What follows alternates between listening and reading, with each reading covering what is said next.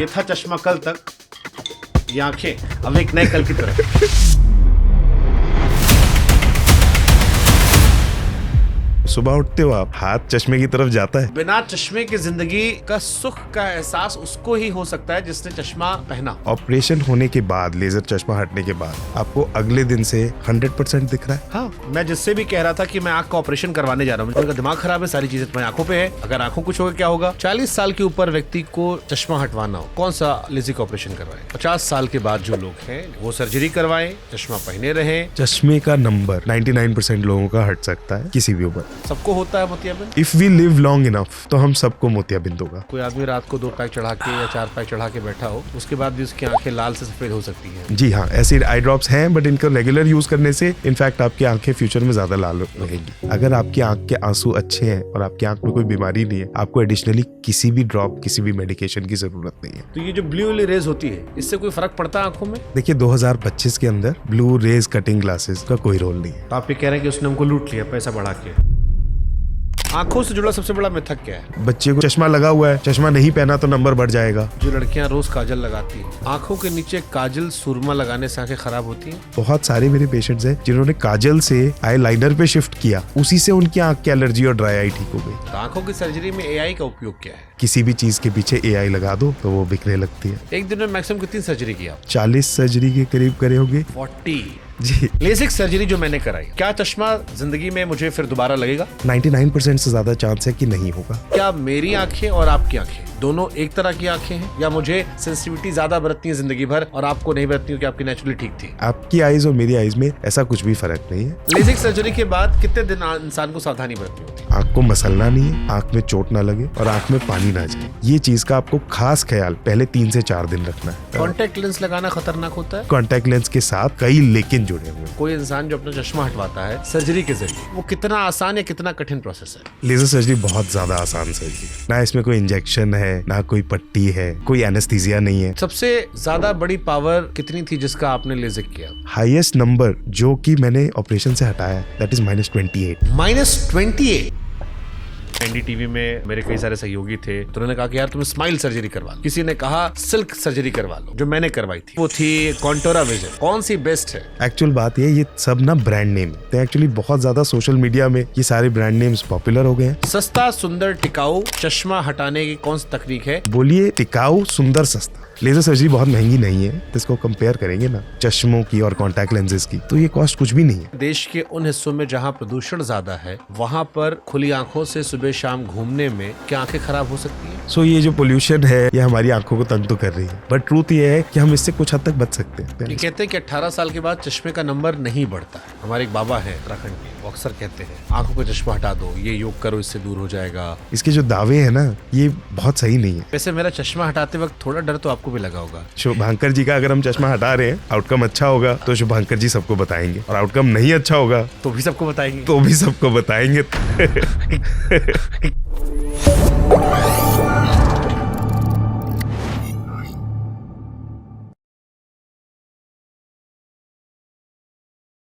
आप अपनी जिंदगी में कितने लोगों से मिले?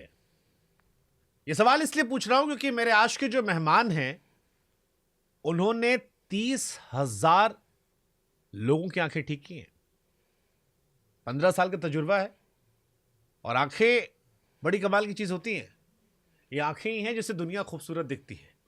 ये आंखें ही हैं जिसके ऊपर शेर व शायरियां होती हैं, और ये आंखें ही हैं जो आपको दुनिया की खूबसूरती का एहसास कराती है। ऐसे में जो इंसान आपकी आंखों का ख्याल रखे वो खास होता है। मेरे मेहमान खास हैं डॉक्टर रितिन गोयल।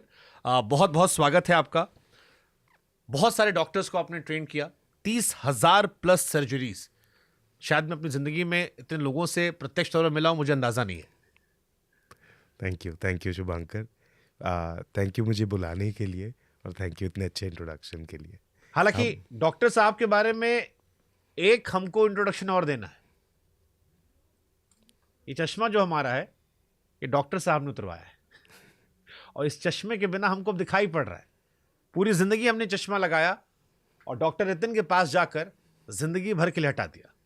और टीवी की दुनिया में कहे तो ये था चश्मा कल तक, ये आंखें अब एक नए कल की तरफ। कैसे हैं आप sir? Thank you so much मेरी आंखों को चश्मा हटाने के लिए। Thank you Shubhankar. सबसे पहले तो आपको बहुत बहुत बधाई हो कि आपको अब दुनिया बिना चश्मे के बहुत अच्छी नज़र आ रही होगी, आई एम श्योर। ये पहला पॉडकास्ट है जिसको मैं बिना स्पेक्स से कर रहा हूँ। ये पहला वीडियो है मेरे इस प्लेटफॉर्म पर, इस पीली कुर्सी पर, जहाँ मैं बिना चश्मे के हूँ और मुझे सब दिख रहा है, साफ, स्वच्छ, सुंदर। ब्यूटीफुल। यही तो फीलिंग है। क्या कितना कमाल है स्पेक्स रिमूवल सर्जरी के पेशेंट्स इतने खुश होते हैं। लेजिक सर्जरी जो मैंने कराई, आज मेरा चश्मा उतर चुका है, मेरा पावर 0 हो चुका है। मेरा सिलेंड्रिकल लेंथ था, उसके बावजूद वो 0 हो चुका है। क्या चश्मा जिंदगी में मुझे फिर दोबारा लगेगा, या ये जीवन भर के लिए मेरी आंखें ठीक हो चुकी हैं?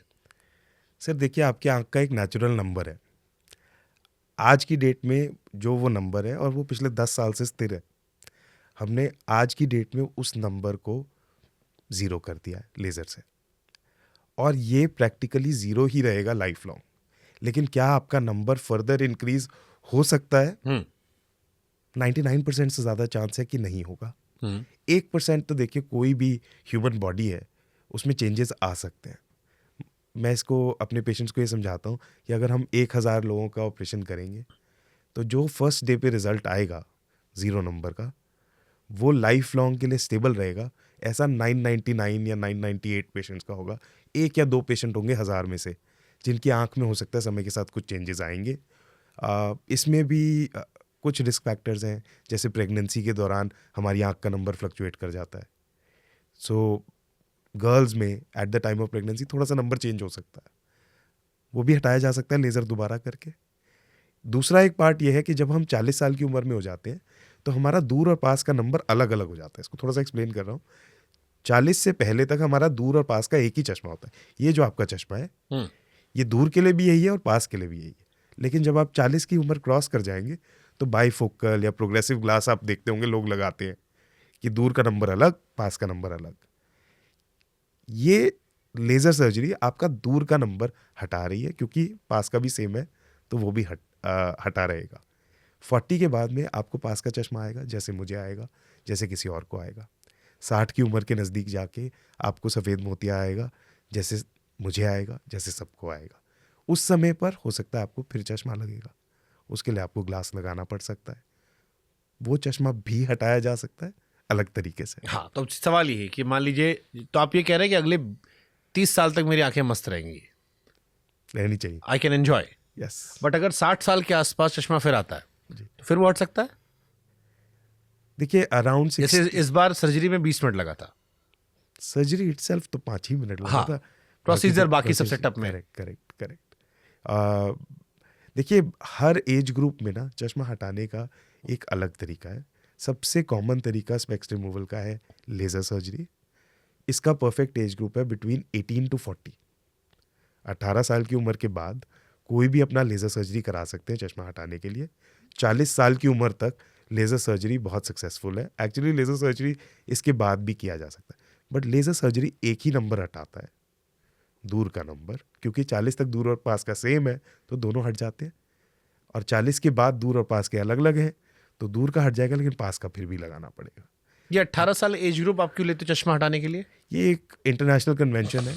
बच्चों में ऑपरेशन नहीं करे जाते स्पेक्स रिमूवल के। देखिए, कॉस्मेटिक सर्जरी है, एक छोटे बच्चे का चश्मा हटाने के लिए ऑपरेशन करना इतनी अच्छे आइडिया नहीं है। दूसरा, उसका एक साइंटिफिक रीज़न ये है कि हमारा स्पेक्स का नंबर ग्रोइंग एज में बढ़ सकता है। तो टिपिकली 17 से 18 साल की उम्र में जा कर के सभी का चश्मे का नंबर रुक जाता है। एक बार नंबर रुक गया तभी तो उसको हटाएंगे। अब जैसे आपकी आंखें ठीक हैं, मैंने अपनी आंखें ठीक करवाई, लेजिक सर्जरी मैंने करवाई, मेरी आंखें आज नॉर्मल है, मुझे चश्मे की ज़रूरत नहीं है। अब क्या मेरी आंखें और आपकी आंखें दोनों एक तरह की आंखें हैं? हाँ भी और नहीं भी। कैसे? आपकी और मेरी आंख में कुछ भी डिफरेंस नहीं है।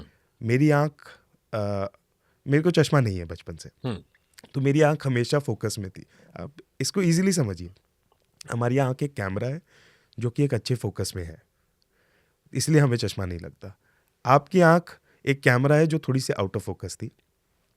हमने मतलब आप उसमें सामने से एक लेंस यानी कि चश्मा पहनते थे, तो वो फोकस में आ जाती थी। हमने उस चश्मे की जगह आपकी कॉर्निया में आंख की फ्रंट की काली पुतली का शेप थोड़ा सा चेंज कर दिया, ताकि इसका खुद का पावर चेंज हो गया और आपकी आंख फोकस में आ गई। तो आपकी आंख और मेरी आंख में कोई भी फर्क नहीं है। नहीं नहीं, इसका कॉन्टेक्स्ट मेरा ये था, जैसे अब मैं बरसात में जाऊंगा, जी। मैंने लेजिक सर्जरी करवाई है, मेरी आंखें अब ठीक हो गई हैं, चश्मे के बगैर दिखाई पड़ रहा है। आपकी आंखें बचपन से ठीक थी। जी।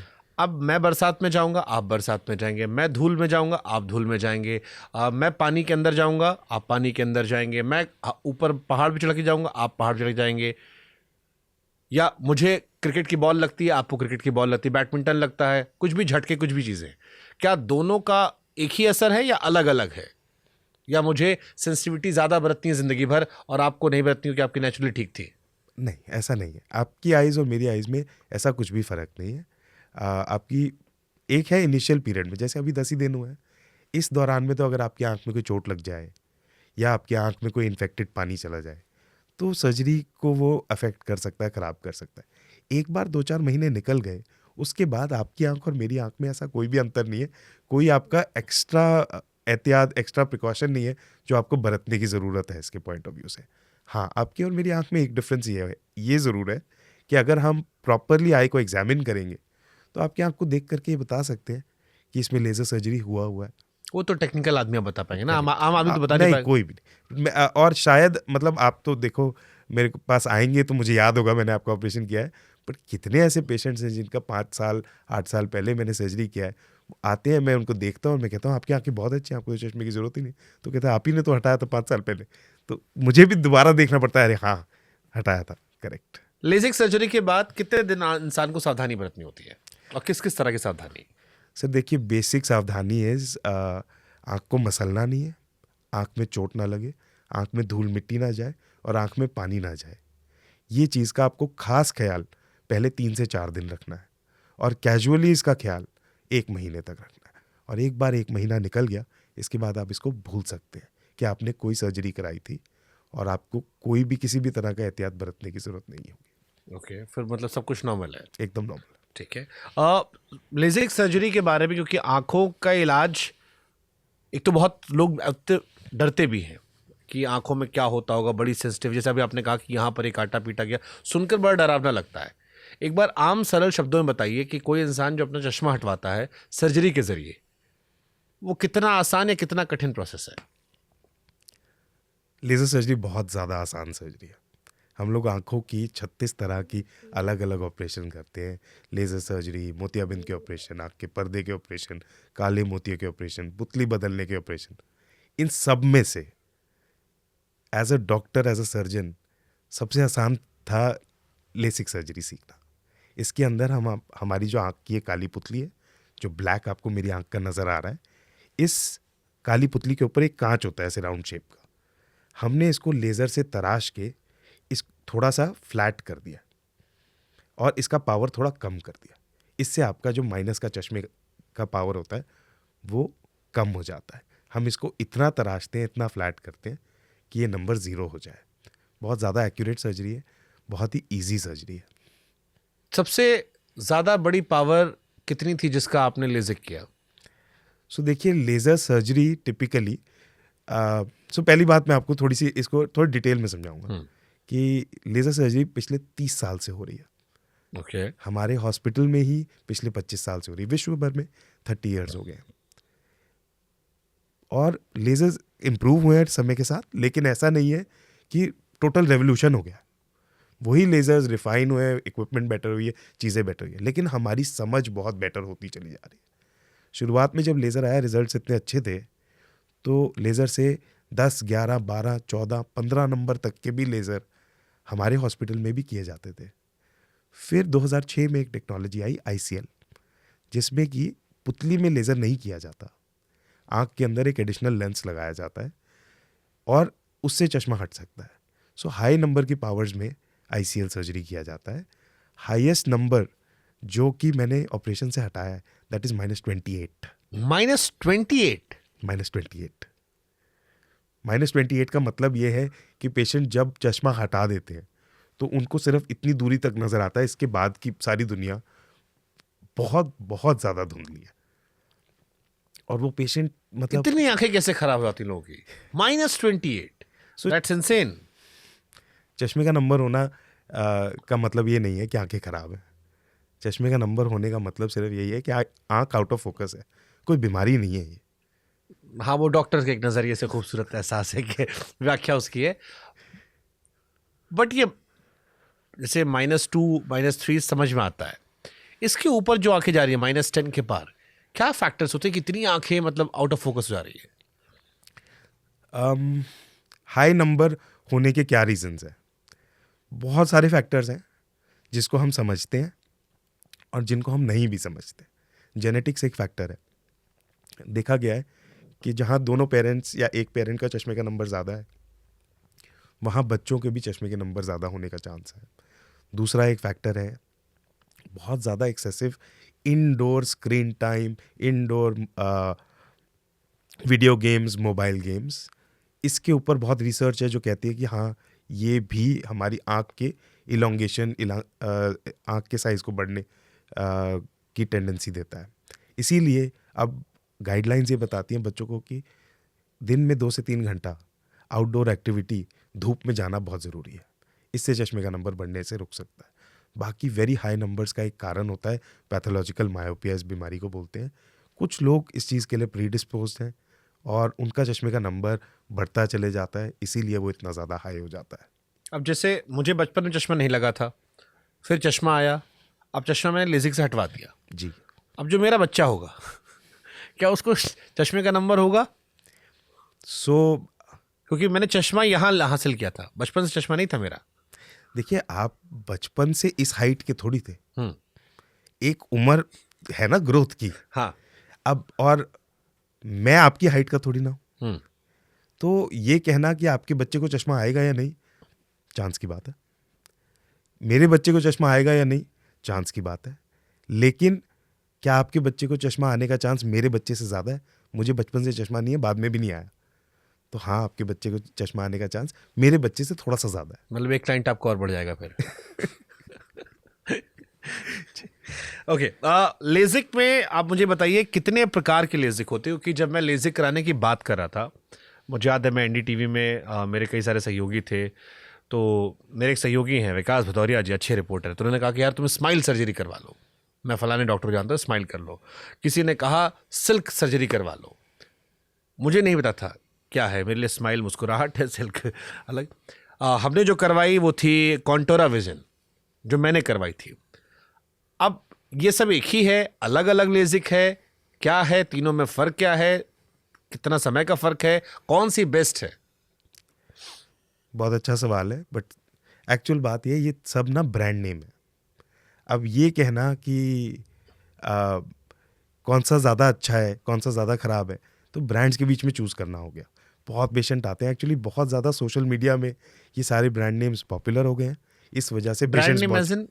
ब्रांड नेम एज इन आप कहते हैं कि मैं आईफोन यूज़ करता हूँ, हाँ, और मैं कहता हूँ कि मैं सैमसंग यूज़ करता हूँ। अरे भाई, दोनों फ़ोन ही तो यूज़ करते हैं, ठीक है, अलग अलग कंपनी का बना हुआ है, काम तो वही कर रहा है। सो जैसे सिल्क और स्माइल हैं, दोनों सेम ही टेक्नोलॉजी है, एक जॉनसन एंड जॉनसन कंपनी की है, एक कार्ल ज़ाइस कंपनी की है। ओके, काम तो एक ही कर रही है। ठीक है, ठीक है, कॉन्टूरा विजन है या लेसिक है, काम तो एक ही कर रहा है। मैं इसको सरल भाषा में इजी कर देता हूँ। ब्रांड्स को साइड रखिए। कॉर्निया में से चश्मे का नंबर हटाने के लेज़र 3 प्रकार के होते हैं। एक है सरफेस, एक है फ्लैप बेस्ड, और एक है लेंटिक्यूल बेस्ड। हमारी आँख का कॉर्निया एक किताब की तरह है, हमने उसके अंदर के कुछ पेजेस रिमूव करने हैं ताकि उसका चश्मे का नंबर कम हो। हम कवर समेत शुरू के कुछ पेजेस हटा सकते हैं।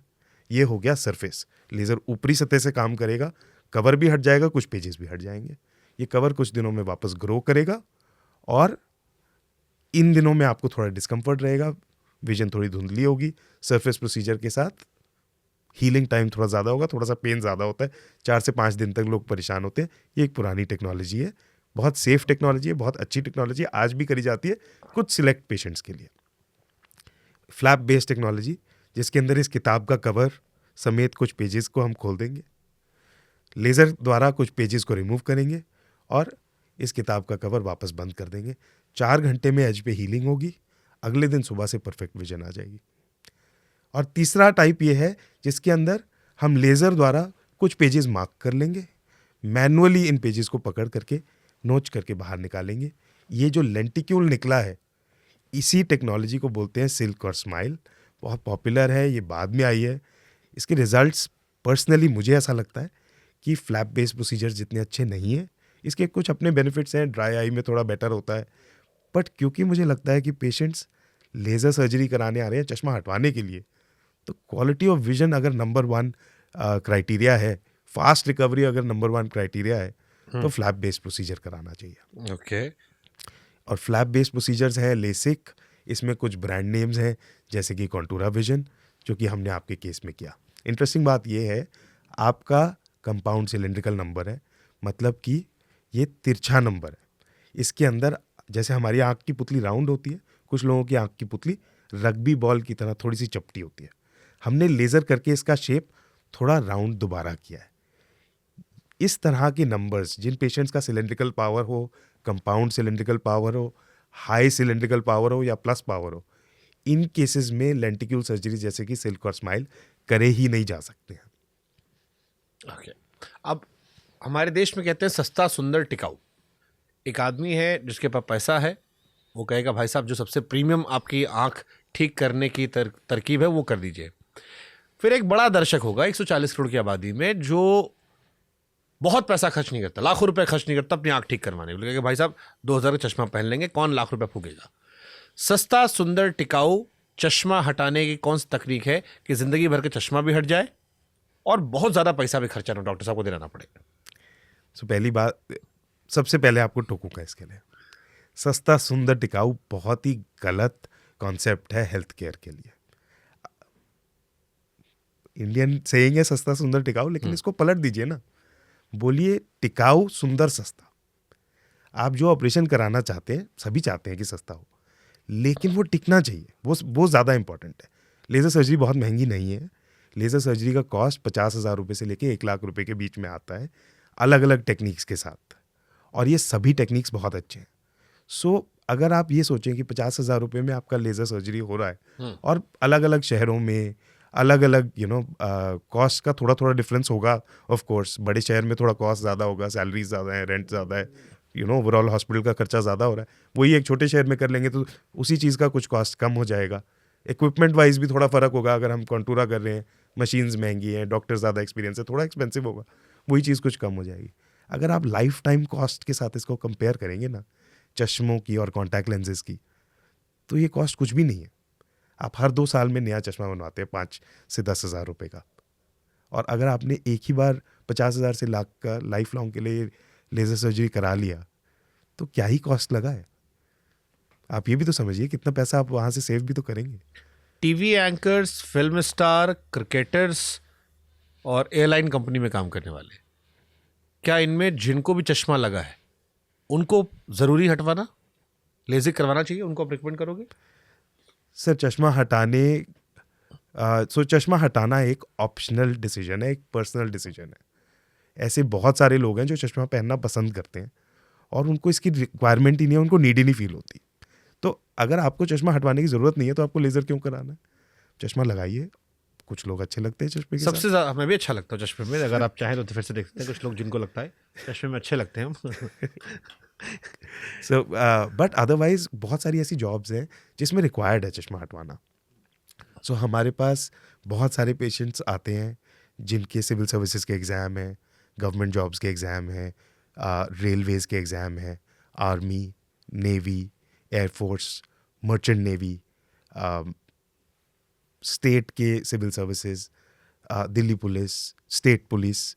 There are so many such professions जिसके अंदर हमें चाहिए, सरकार मांगती है कि आपका विजन 6/6 होना चाहिए बिना चश्मे के। लेज़र सर्जरी इन सब के लिए बहुत अच्छी है।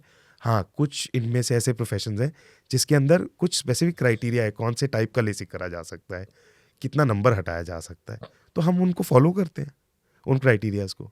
मैं कह सकता हूँ कुछ हज़ारों ऐसे बच्चे होंगे जिन्होंने नौकरी से पहले हमारे पास लेज़र कराया है और मेडिकल एग्ज़ाम्स पास किए हैं और अच्छी जॉब्स में। अब जैसे हम छोटे शहर से आने वाले लोग हैं, तो छोटे शहर से कई बार सुनते थे कि सीतापुर में सरकारी अस्पताल है और लोग जाते थे वहाँ आँख ठीक करवाते थे, फिर वो काला वाला चश्मा लगाते थे, वो क्लोज वाला जो गोलमाल पिक्चर में अजय परेश रावल ने पहना था। सरकारी अस्पताल में इलाज करवाना चश्मे का और आप जैसे एक डॉक्टर के पास इलाज करवाने का, हम किसके पास जाएं, क्यों जाएं? सर, स्पेक्स रिमूवल की लेज़र सर्जरी सरकारी अस्पतालों में बहुत कम उपलब्ध है। अगर हम सोचें कि भाई कोई ऐसा सरकारी अस्पताल होगा जहाँ पे लेज़र स्पेक्स रिमूवल हो सकता है, ऐसी जगहें एक तो all India institute of medical science Delhi है, गुरु नानक आई सेंटर है दिल्ली में। लेकिन यही है कि सरकारी में थोड़ा नंबर आने में समय लगता है, थोड़ा इसमें पर्सनल टच चाहिए। पेशेंट्स की आंखें परफेक्ट आइज़ हैं। मैं आपको कह रहा हूँ, चश्मा एक बीमारी नहीं है, सिर्फ आंख आउट ऑफ फोकस है। चश्मे के साथ आपको अच्छा दिखता है, आप इसको हटवाना चाह रहे हो, ये कॉस्मेटिक डिसीजन है। आपको पर्सनलाइज टच चाहिए, आपको ये चाहिए कि आपका जो डॉक्टर है वो फुल रिस्पॉन्सिबिलिटी ले, ये सर्जरी अच्छे से करे, और इसके बाद में अगर किसी तरह की कोई कमी, कोई प्रॉब्लम, कुछ भी आपको तकलीफ हो रही है, उसमें आपको हैंड होल्ड करे। तो सरकारी अस्पताल में कहीं ना कहीं ये चीज़ आफ्टर केयर, हैंड होल्डिंग थोड़ा मुश्किल हो जाता है। बट अदरवाइज बहुत अच्छे सरकारी अस्पताल हमारे हैं। आपने सीतापुर की बात करी, सीतापुर बहुत ही बढ़िया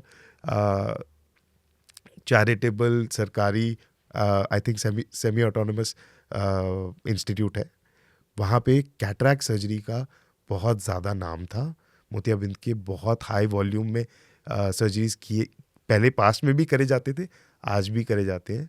वहाँ पे एक स्मॉल इंसिजन कैटरैक्ट सर्जरी होती है जो कि एक इंडियन इनोवेशन है, कैटरैक्ट सर्जरी को लो कॉस्ट में बिना मशीनों के अच्छा करने की, जो कि आज से 25 साल पहले कुछ डॉक्टर्स ने ईजाद करी, जो कि कैंप सर्जरीज और चैरिटेबल जो मुफ्त इलाज सर्जरी को बहुत ही कम प्राइस में वो कर पाते हैं।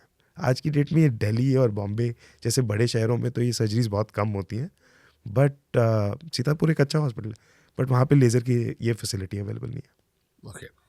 आँखों को लेकर चश्मा जो लगता है वो कितने प्रकार की बीमारियां होती है, कितने प्रकार का अलग अलग सर्जरीज होती है, या और इसको सिंप्लीफाई करते हैं, हमारी जिस आँख से हम देखते हैं उस आँख को लेकर कितने प्रकार की बीमारियां होती है? आँख में तो हज़ारों तरह की बीमारियां होंगी, लेकिन चश्मे का नंबर होने की 4 तरह की बीमारियां हैं। एक को हम बोलते हैं मायोपिया, माइनस का नंबर, दूर का चश्मे का नंबर, ठीक है। दूसरे को हम बोलते हैं हाइपरमेट्रोपिया, यानी कि प्लस का नंबर।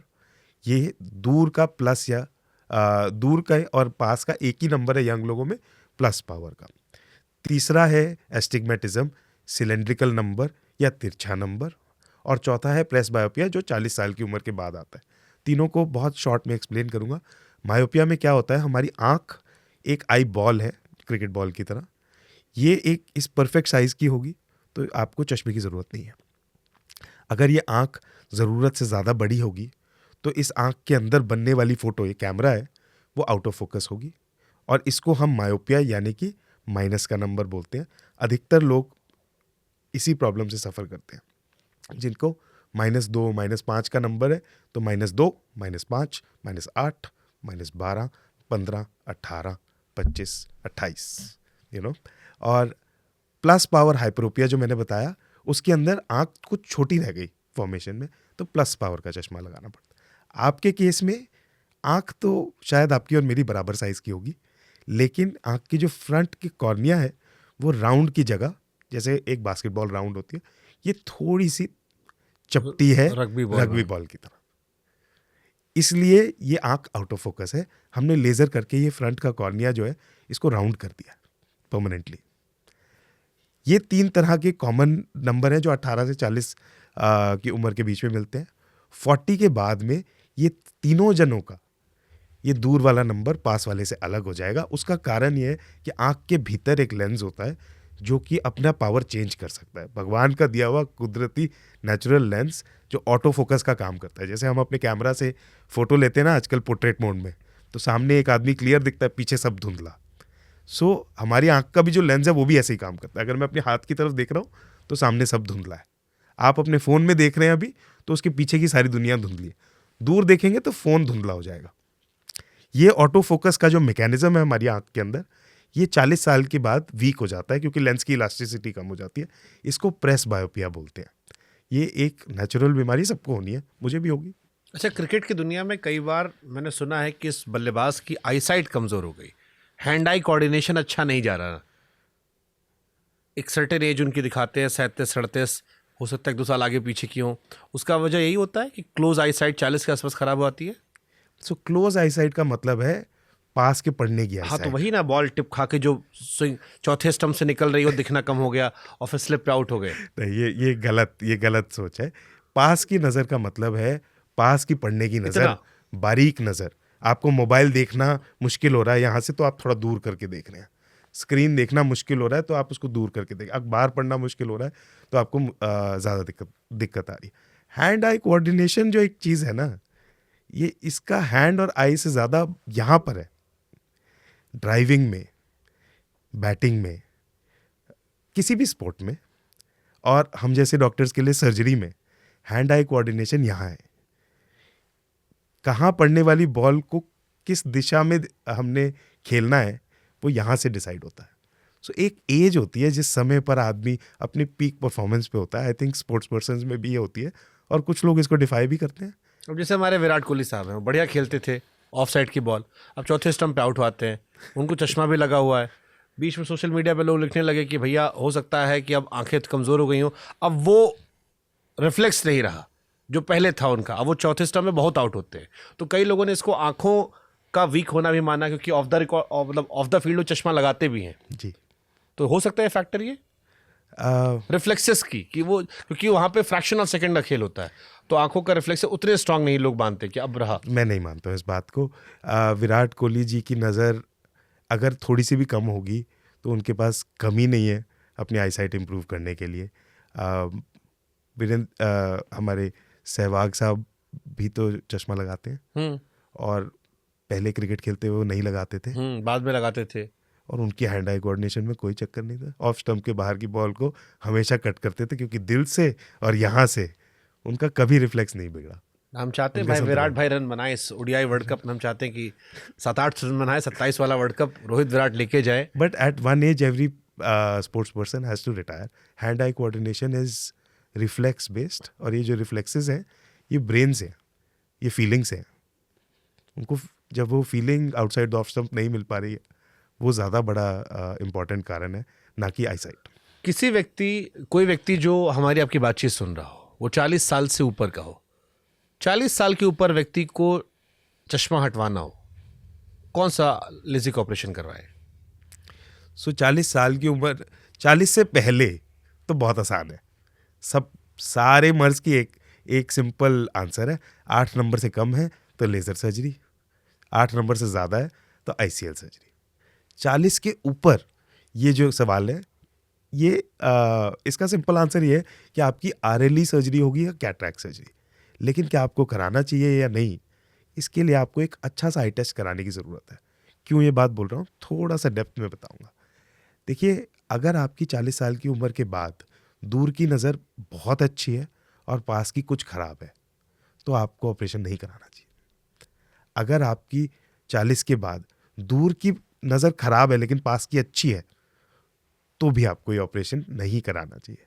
अगर आपकी दूर की भी ख़राब है बिना चश्मे के और पास की और भी ख़राब है बिना चश्मे के, तो आप सबसे ज़्यादा सेटिस्फाइड होगे इस सर्जरी से। ऐसा क्यों बोल रहा हूँ मैं? इसका एक बहुत आसान सरल आंसर है। देखिए, हम दूर वाला ठीक हो जाएगा, पास वाला तो चश्मा लगाना ही पड़ेगा सबको। नहीं, सो आरएलई सर्जरी के बाद आपका दूर और पास दोनों का नंबर हट जाएगा। ठीक है, ये इसके अंदर 40 की उम्र के बाद हमारी आंख के अंदर जो प्रॉब्लम है वो लेंस में है, उसकी इलास्टिसिटी लूज हो रही है। हम लेज़र सर्जरी करके कॉर्निया को चेंज नहीं करते, ऑपरेट करके आंख में से जो मोतिया जिसमें बनेगा लेंस, उसको निकाल देते हैं और इसकी जगह में एक मल्टीफोकल लेंस लगा देते हैं जिसमें दूर का भी नंबर होगा और पास का भी नंबर होगा। लेकिन ये आपके आंख के नेचुरल लेंस जितना अच्छा नहीं है। मोतियाबिंद के टाइम जब ये ऑपरेशन में ये लेंस लगाया जाता है तो आपकी आंख का ऑलरेडी लेंस ख़राब हो चुका है, उसके कंपैरिजन में आपको बहुत अच्छा लगता है ये लेंस। ये दूर की भी नज़र दे रहा है, पास की भी नज़र दे रहा है, ऐसी आंख में जिसमें लेंस कुछ भी नज़र नहीं दे रहा था। अगर आपकी दूर की नज़र तो अच्छी है और पास की ख़राब है, तो ये जो नया लेंस लगा होगा ये पास की अच्छी देगा, लेकिन दूर वाली आपकी ओरिजिनल ज़्यादा अच्छी थी। और अगर रिवर्स है तो आपको लगेगा यार पहले पास की ज़्यादा अच्छी थी। तो ये ऑपरेशन उस इंसान को कराना चाहिए जिसकी दूर की नज़र धुंधली है बिना चश्मे के और पास की और ज़्यादा धुंधली है बिना चश्मे के। उनको अपना आरएलई सर्जरी करा के चश्मा हटवा सकते हैं। They will be very very happy.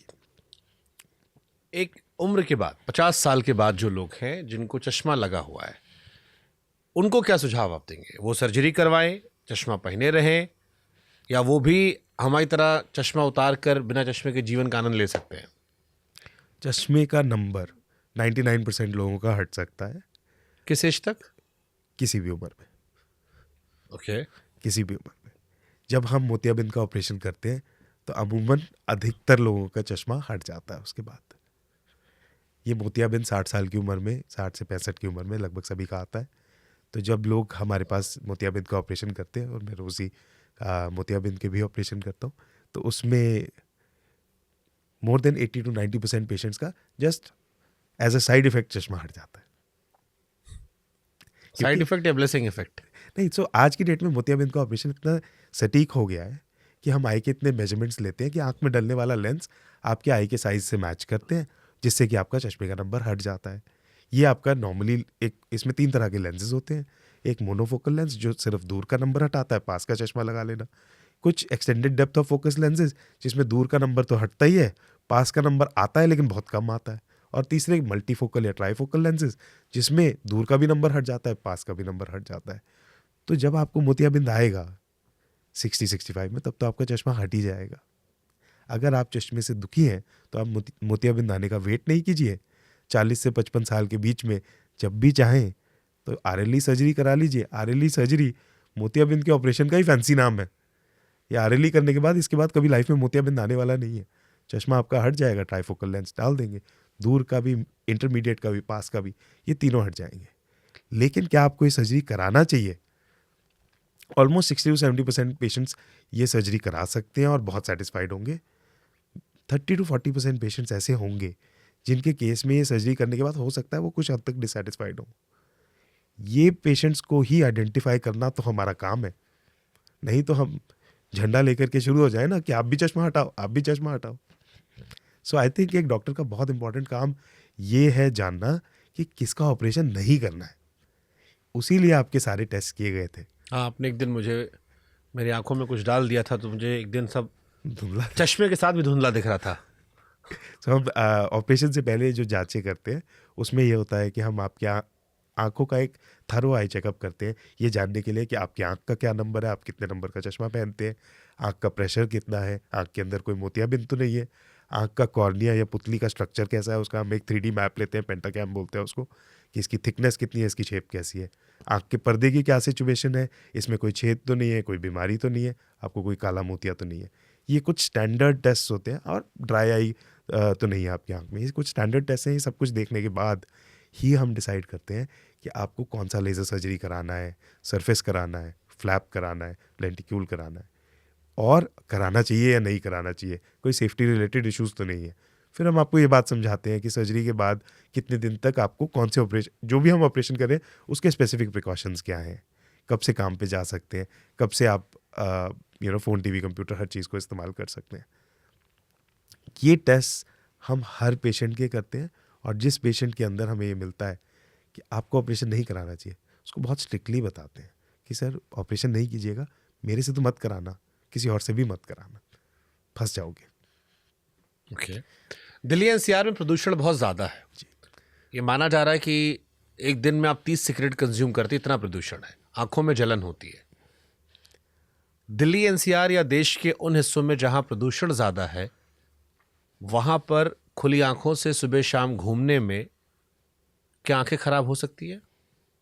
क्योंकि जलन तो होती है।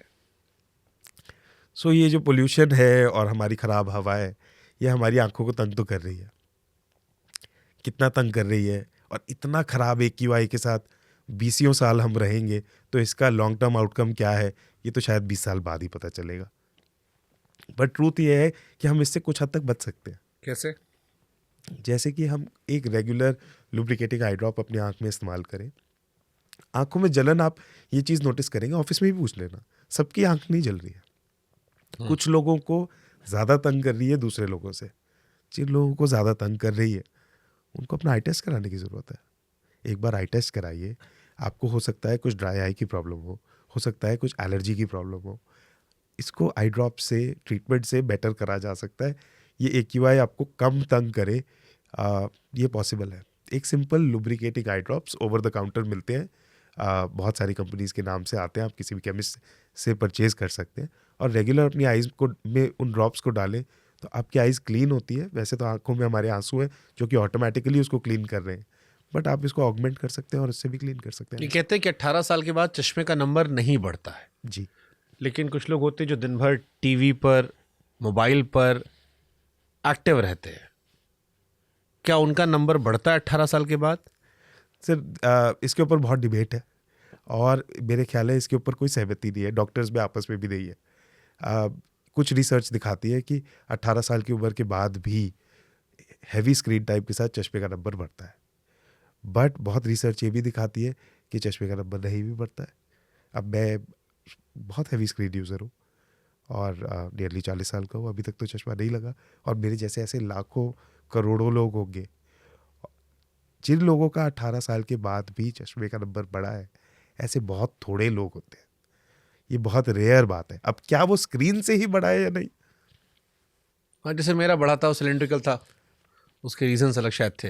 यस। अब कई सारे आयुर्वेद वाले ये कहते हैं, हमारे एक बाबा हैं उत्तराखंड के, वो अक्सर कहते हैं कि आंखों का चश्मा हटा दो, ये योग करो, इससे दूर हो जाएगा। कई लोग और दावा करते हैं कि सुबह उठो, राल जो होती है आपकी सलाइवा, उसको आंखों में रगड़ लो, चीज़ें बेहतर हो जाती हैं। घर के नुस्खे बहुत सारे आते हैं जिनके ज़रिए दावा किया जाता है कि डॉक्टर के चक्कर में मत पड़ो, आयुर्वेदिक चीज़ें, पुराने नुस्खे अपनाओ, आंखें ठीक हो जाएंगी। पुराने ज़माने में कहाँ चश्मा लगता था, लोग 70-80 साल तक ऐसे ही चलते थे, टन टनाटन। तो देखिए, मैं योग और आयुर्वेद का बहुत आदर करता हूँ, और कि मुझे लगता है देखो ये प्राचीन टेक्नोलॉजीज है और इनमें कुछ ना कुछ बात तो है, लेकिन प्रिवेंटिव मेडिसिन है ये।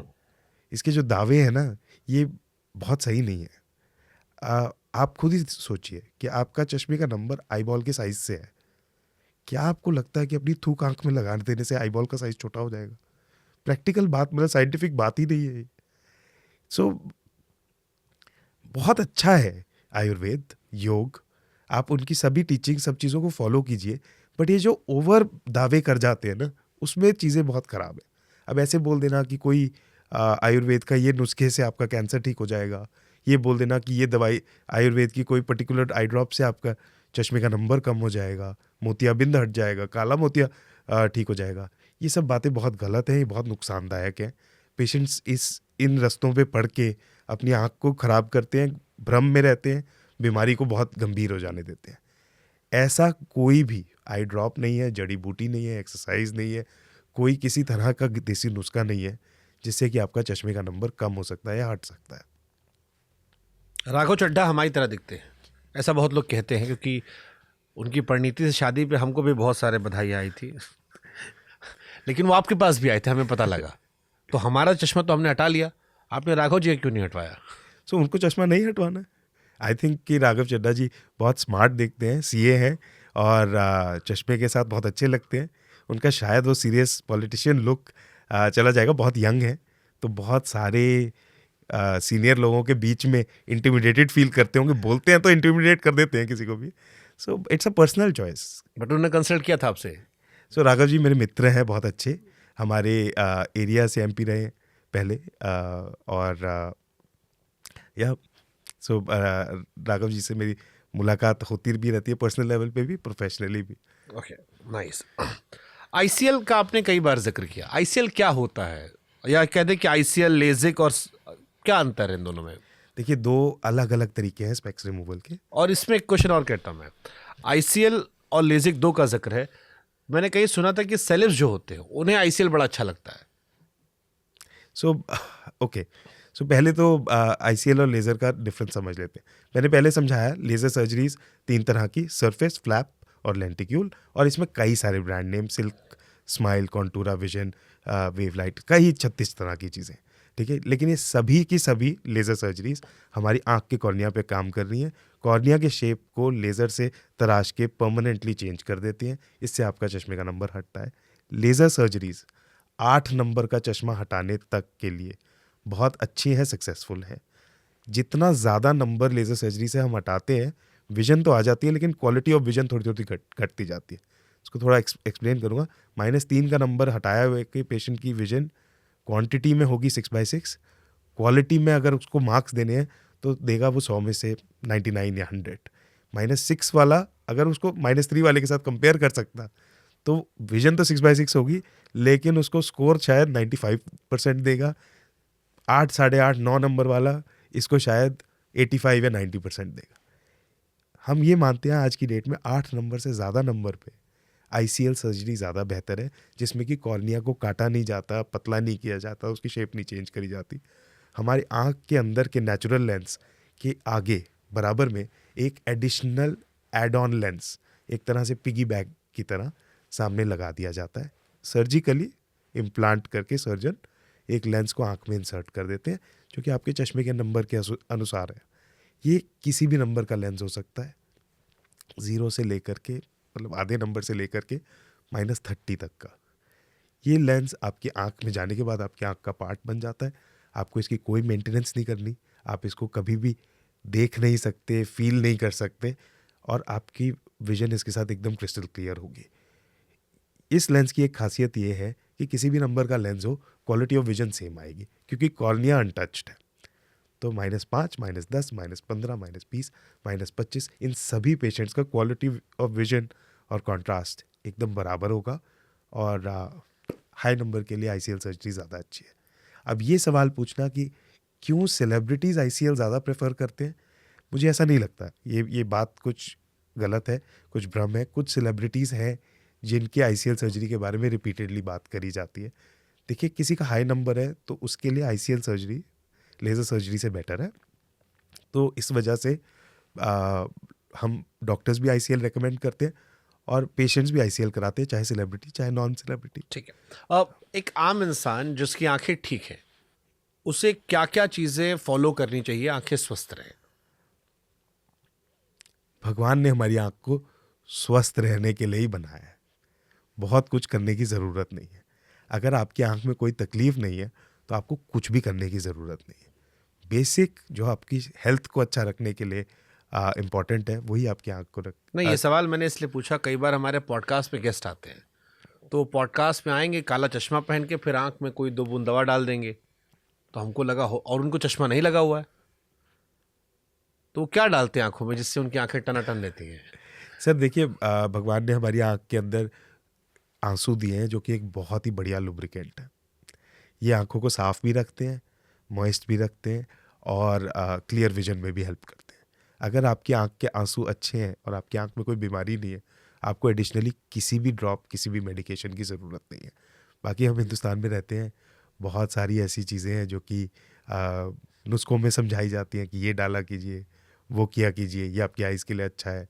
नहीं, वो पहले काले चश्मे में आते हैं जी। फिर कोने में जाके आंख में डाल लेते हैं। मे बी उन्होंने कोई ऑपरेशन कराया हो हाल फिलहाल में, इसलिए डाल रहे हैं, और अगर रेगुलरली आई ड्रॉप्स डालते हैं तो मे बी उनको ड्राई आइज़ की प्रॉब्लम है, इसलिए डालते हैं। और जो आंखें लाल होती हैं वो ठीक होती हैं? अच्छा, सो देखिए, कुछ ऐसे लोग हैं जिनकी आंखें लाल रहती हैं। हाँ। अब इसके कई कारण हो सकते हैं, नींद पूरी ना होना, कुछ ऐसे नशीले पदार्थों के बाद भी आंखें लाल हो सकती हैं। तो कुछ ऐसे आई ड्रॉप्स आते हैं जो कि आइज़ को टेम्परेरीली वाइट कर देते हैं। ऐसा बहुत सारे लोग, सेलिब्रिटी लोग शायद यूज़ भी करते होंगे कि भाई ऑन स्क्रीन दिखना चाहिए कि मेरी आइज़ एकदम क्लियर वाइट हैं, कि मैं कोई नशे में नहीं हूँ, या मेरी नींद पूरी नहीं हुई है, या बहुत गुस्से में था इस वजह से आंखें लाल हो गई हैं, उसको हाइड करने के लिए। सो कुछ ऐसे आई ड्रॉप्स होते हैं, बट इनको रेगुलर यूज़ करना अच्छा नहीं है। मतलब कोई आदमी रात को 2 पैक चढ़ा के या 4 पैक चढ़ा के बैठा हो, उसके बाद भी उसकी आंखें लाल से सफ़ेद हो सकती हैं। जी हाँ, ऐसे आई ड्रॉप्स हैं, बट इनको रेगुलर यूज़ करने से इनफैक्ट आपकी आंखें फ्यूचर में ज़्यादा लाल लगेंगी। जो लोग स्पेक्स लगाते हैं, जैसे मैं स्पेक्स जब लगाता था या अभी भी ज़ीरो पावर में बनाया, तो उसने इस शीशे में कई तरह की कहानियाँ सुनाती मुझे कि ये ब्लू रेज है, फलाना ढिमकाना, और रेट बढ़ता रहता है, double double double double double. जो 400 रुपये का शीशा था वो आखिर में आता है 6000 का, अगर आप प्रीमियम जाएंगे और 8 जाएंगे, 8,000 से आते हैं। तो ये जो ब्लू वाली रेज होती है, इससे कोई फ़र्क पड़ता है आंखों में, या ये फील गुड फैक्टर है जिसके नाम पे हमको लूट रहे हो? देखिए, 2025 के अंदर blue cut glasses, blue rays cutting glasses का कोई रोल नहीं है। ब्लू रेज को हमारी आईज में जाने से प्रिवेंट करने का ये कॉन्सेप्ट बहुत पुराना कॉन्सेप्ट है। आँख को रेडिएशन से बचाने का कॉन्सेप्ट बहुत पुराना है। आप सोचो, जब हम छोटे थे, बच्चे थे, तो जो टीवी स्क्रीन होता था, हम उसके नज़दीक जाते थे तो हमारे बाल भी वो पकड़ लेता था, इतना रेडिएशन था उसमें। आज की डेट में सब एलईडी एलसीडी स्क्रीन है, टीएफटी है, वो बाय इटसेल्फ उसमें कोई रेडिएशन नहीं है। हाँ, ये ज़रूर है कि जो हम स्क्रीन्स देखते हैं इसमें ब्लू लाइट की मात्रा थोड़ी ज़्यादा है। ये हमारी आइज़ की और हमारी शरीर को, हमारी आँखों को ब्लू लाइट से ही पता चलता है कि दिन है या रात है। तो अगर हम रात को बैठे फ़ोन में आपकी रील स्क्रॉल कर रहे हैं, या अगर हम ज़्यादा रात को बैठे लैपटॉप पे काम कर रहे हैं, तो हमारे माइंड को का ये जो स्लीप साइकिल है ना, दिन और रात का जो चक्कर है, वो बिगड़ जाता है। उसके लिए ब्लू कट ग्लासेस का यूज़ आया था। लेकिन आज पिछले ऑलमोस्ट 6-7 साल से हर कंप्यूटर, हर लैपटॉप, हर फ़ोन के अंदर ब्लू लाइट फिल्टर, उसके अंदर true tone already built in है। तो आप ये कह रहे हैं कि उसने हमको लूट लिया पैसा बढ़ा के? नहीं, ऐसा नहीं है। सो मैं आपको ये कह रहा हूँ, एक पहली बात तो कि ब्लू कट ग्लासेस तो एक सबसे बेसिक चीज़ है आज की डेट में। लगभग हर ग्लास में फर्स्ट स्टेप आपको ब्लू कट मिलेगा, फिर anti scratch coating, anti smudge coating, anti glare coating, ये सभी चीज़ें होती हैं। कहने को होती है, सब में निशान बन जाता है बाद में। करेक्ट, लेकिन थोड़ा कम बनेगा। सो मैं एज ए डॉक्टर, मेरा क्या कहना है कि ये तो कितना इंपॉर्टेंट है कि जब हम जो लोग चश्मा लगा रहे हैं, वो चश्मे में कौन सा ग्लास लगवाए? क्योंकि हमको दुकान वाला रेट दिखाता है और हमेशा कहता है जो आखिरी वाला है या सेकंड लास्ट वाला यही सबसे अच्छा है। सो देखिए, अब मुझे इसका जवाब ना एज ए डॉक्टर देना पड़ेगा। एज ए डॉक्टर मेरे लिए बहुत क्लियर है ये बात। अगर आपका चश्मा -2 नंबर का है तो आप -2 का चश्मा लगाइए। वो कांच का हो, एक्रिलिक का हो, उसमें जो मर्जी कोटिंग हो, अगर वो -2 करेक्ट है, चाहे वो 400 रुपये का है, चाहे 40,000 का है, आपको सेम नज़र आएगा। ये जो महंगी महंगी कोटिंग्स हैं, इसमें क्या फ़र्क पड़ता है? ग्लास की लाइफ कुछ बढ़ जाएगी, स्मजिंग कुछ कम होगी, ग्लास की मेंटेनेंस कुछ कम करनी पड़ेगी। तो वो जो आप एक्स्ट्रा पैसा खर्च रहे हो ना, वो ग्लास के लिए खर्च रहे हो, अपनी आंखों के लिए नहीं खर्च रहे हो। आपकी आंख के लिए नंबर सही होना चाहिए। उसके लिए आपको एक अच्छे आई डॉक्टर के पास तसल्ली से आई टेस्ट कराना चाहिए। वो नंबर लेकर के चश्मे की दुकान में जा करके, जो आपको चश्मा अच्छा लगता है आपके बजट के हिसाब से और चश्मे के ग्लास की स्टोरी के हिसाब से, आप उसको खरीदिए। और अगर -2 से ऊपर है तो? मैं -2 का तो एग्जांपल ले रहा हूँ। किसी भी पावर में, बहुत हाई पावर के जो लेंसेज होते हैं, तो सारे चश्मे वाले खुद डॉक्टर बने, वो आपको पहना देते हैं, कहते हैं देख लिए, दिखाई पड़ा नहीं दिखाई पड़ा, और ये आपको चश्मा है, ये ऑर्डर हो गया। या सो आज की डेट में तो देखो लेंस कार्ट है। लेंस कार्ट तो घर पे आकर के चश्मे का नंबर का टेस्ट कर देते हैं। बट आप ये समझिए कि तो वही मैं पूछ रहा हूँ कि मैं उनसे करवा लूँ या मैं जाकर डॉक्टर के पास जाऊँ? फिर मैं डॉक्टर के पास क्यों जाऊँगा अगर वो मेरा चेक कर दे रहा है? सो हमने शुभांकर जी, आपके चश्मे का नंबर कैसे टेस्ट किया? जब आप हमारे पास फर्स्ट टाइम आए तो हमने आपकी आइज़ का टेस्ट किया दवाई डाल करके, और चश्मे का नंबर नहीं दिया, नहीं टेस्ट किया। जब दूसरे दिन आप हमारे पास आए तो पिछली बार दवाई डाल के जो हमने आँख से नंबर टेस्ट करके निकाला था, मेजर किया था, उसको पहना करके फिर स्पेक्स का नंबर दिया। ऐसा करने पे चश्मे के नंबर की एक्यूरेसी बहुत ज़्यादा हो जाती है। हमने हमारे लेज़र सर्जरी के सभी पेशेंट्स का डेटा निकाला और लगभग 2 साल के डेटा में कई हज़ार पेशेंट्स में ये देखा कितने ऐसे लोग थे जो चश्मा हटवाने तो आए हैं लेकिन एक्चुअली गलत नंबर का चश्मा पहन रहे हैं। हमारे को वो मात्रा मिली 55%। आप सोचिए, एक आदमी जो सोच रहा है कि मुझे अपना चश्मा हटवाना है, तो वो तो ऑलरेडी अपनी आँख का कुछ तो ध्यान रख ही रहा होगा, बट उनमें भी 55% लोग गलत चश्मा पहन लेते हैं। लेजिक, सिल्क, आईसीएल, इनके अलावा कोई और भी नई टेक्निक आई है? सर बहुत सारे ब्रांड नेम्स हैं, बहुत सारी इक्विपमेंट्स हैं, प्रिंसिपल सबका एक ही है। मैं पर्सनली वेव लाइट की मशीन इस्तेमाल करता हूँ स्पेक्स रिमूवल के लिए, और उसमें सबसे एडवांस टेक्नोलॉजी कॉन्टूरा विजन है, जिसमें मेरा बहुत फेथ है क्योंकि हम इसको सालों साल से करते आ रहे हैं। बट किसी और दूसरी टेक्नोलॉजी को इससे बेहतर बताना या ख़राब बताना, ये तो मेरा बायस होगा।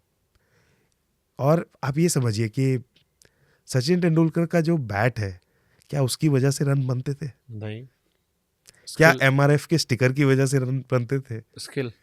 सो at the end of the day ये सब मशीन्स, ये जो ब्रांड नेम्स हैं, ये सब औजार हैं। इसका एक कॉम्बिनेशन है सर्जन, एक्सपीरियंस, ट्रेनिंग और इक्विपमेंट का भी कुछ हद तक। तो ये कैसे तय करें किस डॉक्टर को अपनी आंखें समर्पित कर दे कि भाई तुम हमारा इलाज कर दो? आपने कैसे डिसाइड किया? मेरे एक मित्र थे जो आपके मित्र थे, जिनके साथ मेरा एक अच्छा एक्सपीरियंस था। मुझे उन डॉक्टर पे भरोसा था, उन्होंने आपकी तारीफ़ की थी, उनको आप पे ट्रस्ट था, तो मैंने माना कि जब इन पर मेरा ट्रस्ट है और इनको आप पे ट्रस्ट है, तो मैंने आप पर वैसे ही ट्रस्ट कर लिया। सो देखो, आपकी ये बात बहुत अच्छी है और ये बहुत कॉमन बात है। ज़्यादातर हमारे पेशेंट्स किसी के अच्छे एक्सपीरियंस की वजह से ही हमारे पे ट्रस्ट करते हैं। बट इसको डॉक्टर का और टेक्नोलॉजी का चुनाव करने में एंड ऑल्सो उसके बाद जब मेरी आपसे बातचीत हुई, तो उस बातचीत के दौरान जो बातें आपने मुझे बताई, जो क्लैरिटी आपने मुझे दी, जिस स्मूथनेस से आपने प्लस माइनस दोनों बताया, सो आई फील कि हाँ, आई कैन गो फर्दर। सो मैं यही बात अगर इसको थोड़ा सा आगे लूँ तो ये है कि कैसे हम डिसाइड करें कि किससे ऑपरेशन कराना है और कौन सी टेक्नोलॉजी से कराना है। फर्स्टली तो आपको जिससे आप ऑपरेशन करा रहे हैं उसके ऊपर ट्रस्ट होना चाहिए, उसकी बात आपको अच्छी लगनी चाहिए, उनका मेथड अच्छा होना चाहिए कि वो आपको कॉम्प्रिहेंसिवली अच्छे से टेस्ट कर लें। अगर वो आपको सिर्फ सर्जरी के प्लस पॉइंट्स बता रहे हैं और कोई भी नेगेटिव फैक्टर की डिस्कशन कर ही नहीं रहे कि भाई कॉम्प्लिकेशन वर्स्ट केस में क्या हो सकती है, कितने दिन की तकलीफ आ सकती है और अगर कोई प्रॉब्लम आ जाती है तो उसका समाधान क्या है, तो ये एक छोटा सा रेड फ्लैग है जिस चीज़ के ऊपर हमें ध्यान करना चाहिए। डॉक्टर की स्किल, उसके पास होने वाली इक्विपमेंट और आपका उनके ऊपर ट्रस्ट, अप्रोचेबिलिटी, ये बहुत इंपॉर्टेंट फैक्टर्स हैं मुझे लगता है। बट आज के डेट में बहुत सारे हिंदुस्तान में आई स्पेशलिस्ट बहुत अच्छा लेज़र सर्जरी कर रहे हैं और आप करा सकते हैं, किसी से भी जुड़ सकते हैं। और अगर आपको उनकी बातें अच्छी लगेंगी और आप देख रहे हैं कि पेशेंट्स के रिजल्ट्स हैं, तो आप उनसे और भी से कॉन्टैक्ट लेंस लगाना खतरनाक होता है? कॉन्टैक्ट लेंस बहुत बढ़िया चीज़ है, ऐसा नहीं है कि कॉन्टैक्ट लेंस खतरनाक होता है। मैं सोशल मीडिया पे, यूट्यूब पे देखा है कि इस तरह की कुछ बातें हैं कि कॉन्टैक्ट लेंस लगाओगे तो इन्फेक्शन हो जाएगा, आँख खराब हो जाएगी। ऐसा बिल्कुल नहीं है। कॉन्टैक्ट लेंस एक 45 साल पुरानी टेक्नोलॉजी है। मैं तो बहुत बिलीव करता हूँ कोई टेक्नोलॉजी अगर कुछ साल टिक जाती है तो वो अच्छी होगी तभी तो टिकी है। लेकिन कॉन्टैक्ट लेंस के साथ कई लेकिन जुड़े हुए हैं। अगर वो आपकी आँख को तंग कर रहा है तो आप उसको ना लगाएं। कॉन्टैक्ट लेंस को पहन के ना सोएं। हाथ धोए बिना कॉन्टैक्ट लेंस को ना पहने। हाथ धोए बिना कॉन्टैक्ट लेंस को रिमूव ना करें। और कॉन्टैक्ट लेंस को एक अच्छे क्लीन लेंस सॉल्यूशन में उसको रखें। आँख में थोड़ी सी भी इरिटेशन हो तो कॉन्टैक्ट लेंस को निकाल करके डब्बे में वापस डाल दें। अगले दिन आई टेस्ट ज़रूर कराएं। कॉन्टैक्ट लेंस की वजह से हुए हुए इन्फेक्शंस बहुत खतरनाक है। बहुत कॉमन नहीं है बट बहुत खतरनाक है। सो कॉन्टैक्ट लेंस लगाएं, सावधानी बरत के। Too much precautions. और धूप, गर्मी, बरसात? ऐसा तो कोई प्रॉब्लम नहीं है, आप धुआं? लगा सकते हैं। धुएं में हो सकता है कॉन्टैक्ट लेंसेज के साथ आपको थोड़ी सी इरिटेशन ज़्यादा हो। कॉन्टैक्ट लेंस की एक प्रॉब्लम है, हमारी जो आँख का कॉर्निया है, ये जैसे हमारा पूरा शरीर सांस लेता है फेफड़ों से, लेकिन कॉर्निया एकमात्र ऐसी चीज़ है जो कि सांस लेता है हवा से। क्योंकि इस कॉर्निया के अंदर एक क्रिस्टल क्लियर है, कांच की तरह, इसमें कोई खून की नाड़ियाँ नहीं है। तो फेफड़ों से आने वाली ऑक्सीजन वैसे खून के रास्ते आती है। कॉर्निया जो है वो खुद ही हवा से सांस ले लेता है। जब इस कॉर्निया के ऊपर हम कॉन्टैक्ट लेंस पहना देते हैं तो इसको सांस आनी थोड़ी कम हो जाती है। बहुत सारे अभी लेंसेज हैं जिनके अंदर ब्रीदेबिलिटी, गैस परमिएशन बहुत ज़्यादा है, स्टिल नेचुरल जैसा अच्छा तो नहीं है। तो अगर आपको कॉन्टैक्ट लेंस सूट नहीं कर रहा तो मत लगाओ। भगवान की टेक्नोलॉजी है ये भगवान की ये, टेक्नोलॉजी। भगवान की टेक्नोलॉजी है। मोतियाबिंद एक बार फिर भी छेड़ दे रहा हूँ, सबको होता है मोतियाबिंद? अगर हम if we live long enough hmm. तो हम सबको मोतियाबिंद होगा। आप इसको ये समझ लीजिए कि सफ़ेद बालों की तरह है। बट जैसे मैंने अभी एक बाबा थे, वो रामायण पढ़ रहे थे, 80, 85 या 90 साल उनकी उम्र थी, वो पढ़ रहे थे। कई बार गांव देहात में लोग मिल जाते हैं जिनको चश्मा नहीं लगा है, तो वो कैसे पॉसिबल होता है? देखिए, पहली बात आप ये समझिएगा कि हमारा चश्मा लगा है या नहीं लगा है, आपको क्या पता है कि उनकी विजन कितनी अच्छी है। हर आदमी की क्वालिटी ऑफ विजन की रिक्वायरमेंट अलग है। आप अभिनेता हैं, जर्नलिस्ट हैं, पॉडकास्टर हैं, आपके लिए आपकी नज़र बहुत ज़रूरी है। एक सर्टन क्वालिटी ऑफ विजन से कम जैसे ही होगी तो आपको स्क्रीन पे लिखे हुए लेटर्स पढ़ने मुश्किल हो जाएंगे, टेलीप्रॉम्प्टर पढ़ना मुश्किल हो जाएगा, अखबार पढ़ना मुश्किल हो जाएगा, फ़ोन देखना मुश्किल हो जाएगा। आपके लिए क्वालिटी ऑफ विजन बहुत इंपॉर्टेंट है। मैं सर्जन हूँ, मेरे लिए शायद और ज़्यादा इंपॉर्टेंट है। मैंने गांव देहात में भी प्रैक्टिस किया है अपनी यंग एज में। वहाँ पे जो फार्मर होते थे उसके पास 2 गायें हैं 2 भैंस हैं। अब उसको बस ये पता चल जाए कि दोनों की 2-2 हैं तो उसकी विजन बहुत है। नहीं, बट जैसे मैंने जिक्र किया जिन बाबा जी का, वो नहीं रहे, वो काफ़ी बूढ़े थे और वो रामायण पढ़ते थे, और रामायण जब आप पढ़ते हो आप ऐसे पढ़ते हो। मैंने कई ऐसे लोगों को देखा गांव देहात पे जो चश्मा नहीं लगाया बट पढ़ते वक्त लगाते थे, जी। बट तो बाबा नहीं लगाते थे, और मेरे लिए बड़ा हैरान का विषय था कि यार इस उम्र तक चश्मा नहीं है। सो ऐसा हो सकता है। कैटरैक्ट ज़रूरी नहीं है सफ़ेद मोतिया सबको सेम एज पे आए। जैसे किसी को यंगर एज में आ सकता है, जल्दी होगा 45 से 55 साल के बीच में। एक नॉर्मल एज होगी एनीवेयर बिटवीन 55 टू 75, और लेट एज होगी कि 75 से भी लेट आ रहा है। इसके कुछ फैक्टर्स हो सकते हैं, कुछ जेनेटिक्स एक पार्ट प्ले करेगा कि कुछ ऐसे लोग हैं उनकी जीन्स ऐसी हैं कि उनको कैटरैक्ट लेट ही होता है।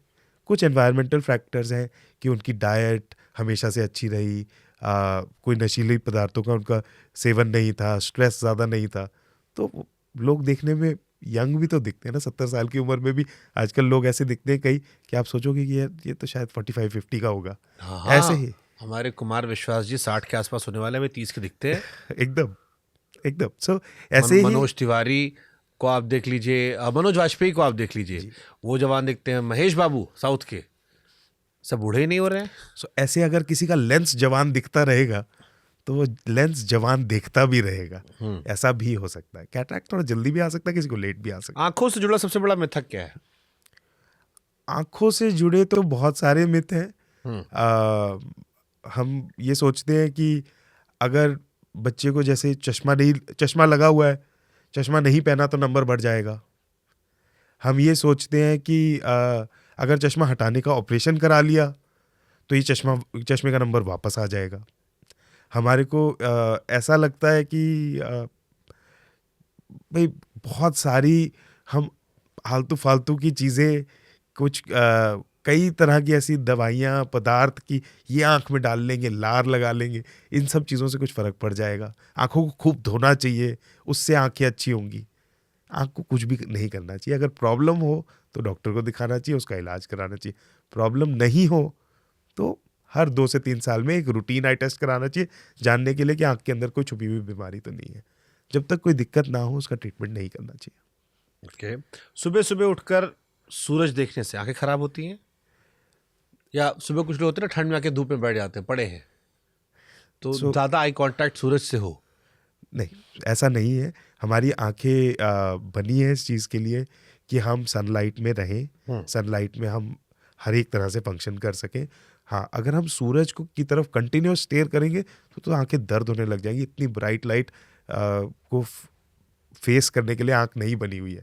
खास करके सूरज से निकलने वाली बहुत शार्प यूवी रेज जो कि सोलर एक्लिप्स में होती है, अगर हम उस समय पे सूरज को देखेंगे तो आंख का रेटिना डैमेज भी हो सकता है। इसको सोलर एक्लिप्स रेटिनोपैथी कहते हैं। बट अपार्ट फ्रॉम दैट वैसे सूरज की किरणों का बहुत ज़्यादा नुकसान ऐसा नहीं है कि हम पार्क में नहीं बैठ सकते, आराम से धूप नहीं सेक सकते, आंखों को ऐसे कुछ भी नहीं होगा। कम रोशनी में पढ़ाई करने से या कम रोशनी में मोबाइल चलाने से या काम करने से आंखें खराब होती हैं? इसके ऊपर बहुत रिसर्च है और जो अंडरस्टैंडिंग है वो डिबेटेबल है कि क्या एक्चुअली कम रोशनी में हम अगर पढ़ते हैं तो इससे आंखें खराब होती है, नंबर बढ़ जाता है या नहीं। डेफिनेटली ये तो होता है कि स्ट्रेन ज़्यादा पड़ेगा, सिर ज़्यादा दुखेगा, थकावट ज़्यादा होगी, आप परेशान होगे। क्या इसी की वजह से आपका नंबर आ रहा है? इसके ऊपर शायद जो एविडेंस है वो दोनों तरफ कुछ हद तक डिवाइडेड है कि क्या ये नंबर वैसे ही बढ़ गया या ऐसा करने से बढ़ा। आंखों के नीचे काजल सुरमा लगाने से आंखें खराब होती हैं? क्योंकि पुराने ज़माने में हम लोग छोटे थे तो गांव में मामी उठा के लगा दिया करती थी। काजल तो खूब लगा, मेरी बहुत सारी फ़ोटो बचपन की है, मोटे मोटे काजल। देखिए काजल, जो क्वालिटी ऑफ काजल है ना उस पर डिपेंड करेगा। अगर काजल जो है वो बहुत अच्छा नहीं है, उसमें लेड है, उसमें कुछ केमिकल्स हैं, वो आँख के अंदर जा रहे हैं, आँख के थ्रू छोटे बच्चों की तो बॉडी में जा रहे हैं, तो हम क्यों लगा रहे हैं इसको? अगर नज़र से बचाना है तो कहीं और टीका लगा दें। जनरली लड़कियां बहुत काजल लगाती हैं आजकल। उनको भी मैं अगर आप किसी लड़की जो काजल इस्तेमाल करती हो और मेरे पास आई टेस्ट के लिए आए 3 दिन बाद भी और 3 दिन से ना लगाया हो तो भी उनकी आंख अगर हम ऐसे पुल करके देखेंगे ना तो अंदर काजल के कण अंदर चिपके होंगे। कई दिन लग जाते हैं उसको क्लीन होने में। तो काजल मुझे पर्सनली बहुत अच्छा नहीं लगता है, बट ज़्यादातर काजल जो है वो ज़्यादा कुछ नुकसान नहीं करेगी। जो लड़कियां रोज काजल लगाती हैं लगाएं, अगर उनको अगर क्या उनको एडवाइस देंगे आप? सर, अगर कॉस्मेटिक कोई ऐसा है जो आपको दिक्कत नहीं दे रहा, आंख को लाल नहीं कर रहा, परेशान नहीं कर रहा, तो आप काजल इस्तेमाल कर सकते हैं। लेकिन अगर आपको कोई कॉस्मेटिक है जो कि आंख को इरिटेट कर रहा है, दर्द कर रहा है, लाल कर रहा है, पानी आ रहा है, चुभन हो रही है, तो आप उस कॉस्मेटिक को लगाना बंद कीजिए। बहुत सारे मेरे पेशेंट्स हैं जिन्होंने काजल से आई लाइनर पे शिफ्ट किया, उसी से उनकी आंख की एलर्जी और ड्राई आई ठीक हो गई। सो कोई चीज़ अगर आपकी आई को इरिटेट कर रही है, उस इरिटेशन को सबसे पहले रोकिए। ये सबसे अच्छा इलाज होगा, नेचुरल इलाज, कि अननेचुरल चीज़ को हटाओ, नेचुरल को वापस लाओ। लेकिन अगर आंख में कोई बीमारी हो गई है तो अब नेचुरल को छोड़ो, डॉक्टर को दिखाओ, मेडिसिन लेके इसको ठीक किया जाए। ओके। आजकल एआई का बड़ा जिक्र होता है, आंखों की सर्जरी में एआई का उपयोग क्या है? बड़ा AI जिक्र होता है कि लेजिक जो करवा रहे हैं वो एआई से है, या अब सब एआई कर रहा है। सर देखिए, आर्टिफिशियल इंटेलिजेंस का मतलब क्या है?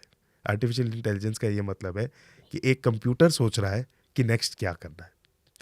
और आजकल एआई का चलन है, किसी भी चीज़ के पीछे एआई लगा दो तो वो बिकने लगती है। तो एआई का जिक्र आज मार्केटिंग में, आई केयर में, चश्मे हटाने के ऑपरेशन में भी हो रहा है और कैटरैक्ट सर्जरी में भी हो रहा है। अगर आप एआई खुद चैट जीपीटी से पूछे कि क्या कोई आर्टिफिशियल इंटेलिजेंस वाला चश्मा हटाने का लेज़र ऑपरेशन है, तो चैट जीपीटी ही बोलता है कि ऐसा कोई ऑपरेशन नहीं है। अगर वो कभी ये भी जवाब दे दे कि हाँ इस ऑपरेशन का जो मार्केटिंग है उसमें एआई का नाम आता है, तो आप उससे दोबारा यही पूछो, एआई से खुद पूछो कि क्या इस ऑपरेशन में कोई जेन्युइनली एआई है, तो उसमें कोई जेन्युइनली एआई नहीं है। हाँ, जो ऑपरेशन की ज़्यादातर बात करी जाती है एआई के बारे में, वो वेवलाइट एक मशीन प्लेटफॉर्म है हमारे पास। पिछले 12 साल से या 2013 से हम उस लेज़र को इस्तेमाल करते हैं और कस्टमाइज ट्रीटमेंट करते हैं, क्योंकि मशीन बहुत हद तक प्लानिंग में हेल्प करता है। तो हम ये कहते हैं ये एक इंटेलिजेंट मशीन है एज़ कम्पेयर टू कोई दूसरी मशीन जो कि सिर्फ मेजरमेंट करता है और प्लानिंग हमें खुद करनी पड़ती है। तो हम ये बोल देते हैं कि आर्टिफिशियल इंटेलिजेंस है, बट एक्चुअली उसमें ट्रू सेंस में आर्टिफिशियल इंटेलिजेंस नहीं है, क्योंकि डिसीजन मेकिंग डॉक्टर करता है, मशीन सिर्फ कैलकुलेशंस करता है। अब दूसरी तरफ से कैटरैक्ट सर्जरी में एआई। सो कैटरैक्ट सर्जरी में दो बज़ वर्ड है, एआई और रोबोटिक। ये दोनों वर्ड्स का इस्तेमाल किया जाता है फेम्टोसेकंड लेज़र टेक्नोलॉजी के लिए। थोड़ा सा आपको कैटरैक्ट सर्जरी समझाऊंगा। हमारी आंख के भीतर में एक लेंस है, ये लेंस बचपन से एकदम क्लियर होता है और इलास्टिक होता है। एक उम्र के बाद इस लेंस के अंदर धुंध या सफ़ेदी आ जाती है। ऑपरेशन करके इस लेंस के अंदर एक छोटी सी 5 मिलीमीटर की ओपनिंग बना के अंदर के मोतियाबिंद के छोटे छोटे टुकड़े करके वैक्यूम किया जाता है, और इसी छोटे से रास्ते में से एक फोल्डेबल लेंस को आंख में डाल दिया जाता है। यह है कैटरैक्ट सर्जरी। ये सर्जरी में डॉक्टर एक फेकोप्रोब का इस्तेमाल करते हैं, और इसको आम भाषा में लोग लेज़र भी बोल देते हैं, एक्चुअली इसमें कोई लेज़र नहीं है। इस ऑपरेशन को अब एक फेम्टोसेकंड लेज़र मशीन से किया जाता है, जिसके अंदर आंख को स्कैन करके एक 3D मॉडल आप कंप्यूटर में बनता है। आंख में एंट्री करे बिना लेज़र द्वारा आंख में एक 5 मिलीमीटर की ओपनिंग बनती है, कैटरैक्ट के छोटे छोटे टुकड़े कर दिए जाते हैं। अब ये कुछ माने में तो आप इसे रोबोटिक कह सकते हैं, कि डॉक्टर ने कुछ भी नहीं किया, मशीन ने खुद स्कैन किया, खुद ही कट्स बना दिए, खुद ही सब कुछ प्रिपेयर कर दिया। स्टिल कैटरैक्ट को डॉक्टर को अभी भी वैक्यूम करके रिमूव करना है और लेंस डालना है, नज़र उसी से आएगी। तो इसको हम कोई इसको एआई बोल देता है, कोई इसको रोबोटिक बोल देता है, कोई इसको लेज़र बोल देता है। सही माने में ये लेज़र है, और टेक्नोलॉजी अच्छी है, सेफ है, बहुत कम जगह पे अवेलेबल है, थोड़ी कॉस्टली है as compare to normal surgery. इसके और नॉर्मल सर्जरी के रिजल्ट्स सिमिलर हैं, तो थोड़ा लग्जरी है। आपके परिवार में आपके पिताजी और भाई साहब दोनों आंखों के डॉक्टर हैं? जी, हम खानदानी डॉक्टर। आप लोग खानदानी आंख ठीक करते हैं? जी। एक दिन में मैक्सिमम कितनी सर्जरी की आपने? एक दिन में मैंने मैक्सिमम 40 सर्जरी के करीब करे होंगे, बट ये 40? जी। मेरा ट्रेनिंग जो है LV प्रसाद आई इंस्टीट्यूट हैदराबाद से हुआ था, और हमारे को एक साल भर के लिए वहाँ के कुछ रूरल सेंटर्स में भी प्रैक्टिस करना होता था, जहाँ पे बहुत सारे गरीब लोगों का हम हाई एंड सर्जरीज, यही कैटरैक्ट सर्जरीज यही इक्विपमेंट से करते थे नियरली फ्री ऑफ चार्ज। तो वहाँ पे बहुत हाई नंबर्स में करते थे। हमारे हॉस्पिटल में एक रूल है कि एक डॉक्टर एक दिन में 30 से ज़्यादा सर्जरी नहीं कर सकता। 30? Yes, so we don't allow. Again that's an insane number. So it's a very fast surgery. Cataract surgery में टिपिकली मुझे 5 से 6 मिनट का समय लगता है, तो इसका मतलब यह है 1 घंटे में 8 से 9 ऑपरेशन हो जाते हैं। सो 30 सर्जरीज करने के लिए 3-3.5 घंटे बैठ करके कंटिन्यूसली हम सर्जरी कर सकते हैं, एक के बाद एक। तो बुलाना, लाना, बेड पे लिटाना, फिर उसको उठा के भेजना, वो भी प्रोसेस कर। सो आप तो आए हो, आपको पता है हाँ। एक टीम है और वो एक सर्किट की तरह चलते जाता है, हर आदमी मशीन की तरह और काम करते जाता है। बस यही है हमारी सबसे ज़्यादा कोशिश, यही होती है कि इसमें पर्सनल टच नहीं लूज होना चाहिए। ओवरऑल कितनी सर्जरी की आपने? Sir I think I have done more than 30,000 surgeries. Exact number तो ध्यान करना बहुत मुश्किल होगा। इसमें कई कुछ है, मोर देन 30,000 आइज। इसमें कैटरैक्ट सर्जरीज है, लेज़र सर्जरीज है, ICL सर्जरीज है, कॉर्निया ट्रांसप्लांट सर्जरीज है, बिकॉज मैं कॉर्निया स्पेशलिस्ट हूँ। तो कई तरह की। सबसे टफ सर्जरी कौन सी होती है आंखों में? सबसे टफ सर्जरी पेशेंट पे डिपेंड करता है सबसे मुश्किल कि पेशेंट कौन है। बाई इट सेल्फ देखिए स्किल बेस्ड काम है, जिस चीज़ में आप ट्रेंड है। मतलब जैसे मैंने आपको बिल्कुल परेशान नहीं किया था जी, मैं आपको बिल्कुल कोऑपरेट किया था मैंने, कि आपने मेरी आंखें पकड़ी, कुछ दबाया, वो निकाल ली, मुझे एहसास होता है कि ऐसा कुछ हुआ है। ऐसे आपने खोला था, कुछ लगाया था जी। फिर उससे निकली थी, फिर क्या हुआ मुझे खुद नहीं पता। देखिए बहुत इजी था ना, हमने आपकी आँख को एक शीट से कवर किया, एक स्पेकुलम लगाया मेरी फिंगर की तरह है, जो कि आपकी आँख को खुला रखता है ताकि आप बंद भी करें तो भी आँख खुली रहे। तो ये तो सेफ्टी का एक पार्ट हो गया। आई में ड्रॉप्स डले जिससे आँख सुन्न हो जाए, आपको पेन ना फील हो। एक सक्शन कप आपकी आँख के नज़दीक आ जाता है ताकि लेज़र डिलीवरी के दौरान आपकी आँख मूव ना करे। ये टोटल प्रोसेस 30 सेकंड्स का होता है। इस समय पे आँख में थोड़ा ज़ोर से प्रेशर फील होता है, जैसे आप अपनी आँख को ज़ोर से 1 मिनट के लिए दबाएंगे उतना ही पेन फील होता है। और ड्यूरिंग सर्जरी काफ़ी आई में आई ड्रॉप्स और फ्लूइड्स डाले जाते हैं। टोटल लेज़र सर्जरी में 5 से 6 मिनट का समय लगता है, और उसके बाद तो खाली रेस्ट है 3-4 घंटे के लिए। थोड़ा discomfort, watering, irritation, next day से काम पे लग जाओ। सो थोड़ा सा मुझे आप अपने अनुभव के बारे में बताओगे? पूछिए ना। आपने बहुत सवाल पूछे होंगे, मुझे लग रहा है आज मुझे मौका मिला कुछ सवाल मैं आपसे पूछता हूँ। आपने एक तो ये बताओ, सुबह उठते हो आप तो अभी चश्मा ढूंढते हो, हाथ चश्मे की तरफ जाता है? मैं सच कहूं तो बिना चश्मे की जिंदगी का सुख का एहसास उसको ही हो सकता है जिसने चश्मा पहना हो। मैं दिल्ली NCR में रहता हूं, मेरा घर अयोध्या के पास पड़ता है, मैं धार्मिक इंसान हूं। हम वृंदावन जाते थे या अयोध्या आते थे, बंदर हमारा चश्मा छीन लेते थे, तो उस डर से चश्मा हम जेब में रखते थे, दिखाई कम पड़ता था। सुबह जैसा आपने कहा, आप उठते हैं तो इंसान की आदत होती है मोबाइल ढूंढता है। जो चश्मे लगाते हो सबसे पहले ही चश्मा ढूंढते हैं, फिर मोबाइल ढूंढते हैं, क्योंकि बिना चश्मे के मोबाइल दिखता नहीं है। आप नदियों में नहाने जा रहे हैं, आपको दिक्कत होती है। आप बरसात में घर से निकल रहे, चश्मे पानी भर जाता है। आप सर्दी से गर्मी में जा रहे हैं या गर्मी सर्दी में जा रहे हैं, आपको वहाँ समस्या होती है। क्रिकेट खेल रहे हैं, चश्मे से दिक्कत होती है। तो चश्मा उतारना एक खूबसूरत एहसास है, ज़िंदगी सुंदर लगती है। मेरी आंखें इतनी इतनी हो गई थी और मुझे मेरी आंखें बहुत पसंद थी बचपन में, ये मैं सीरियसली बता रहा हूँ। जिन कुछ चीज़ों के कॉम्प्लीमेंट मुझे ज़्यादा मिलते थे उनमें मुस्कुराहट के साथ एक आंखें भी थी, लेकिन बीते 15-20 सालों में वो गायब हो गए थे, क्योंकि चश्मा लगने से लोग कहते हैं आप स्पेक्स में अच्छे लगते हैं, बट वो आंखों को खूबसूरती नज़र नहीं आ रही थी।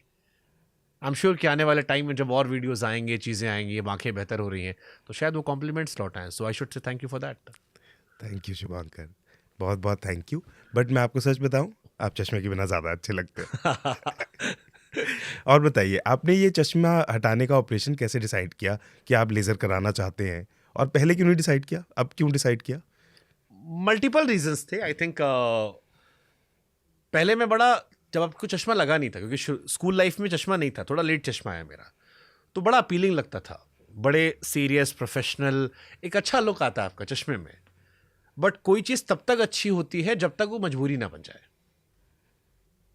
चश्मा खूबसूरत लगता था और शुरू में बड़ा अट्रैक्ट करता था कि आप चश्मा पहनेंगे तो आप थोड़े से इंटेलिजेंट लगते हैं, समझदार लगते हैं, पढ़े लिखे लगते हैं, डॉक्टर लगते हैं। मुझे डॉक्टर लगने के बड़े कॉम्प्लीमेंट आते थे शुरू में, बट फिर वो बोझ बन गया।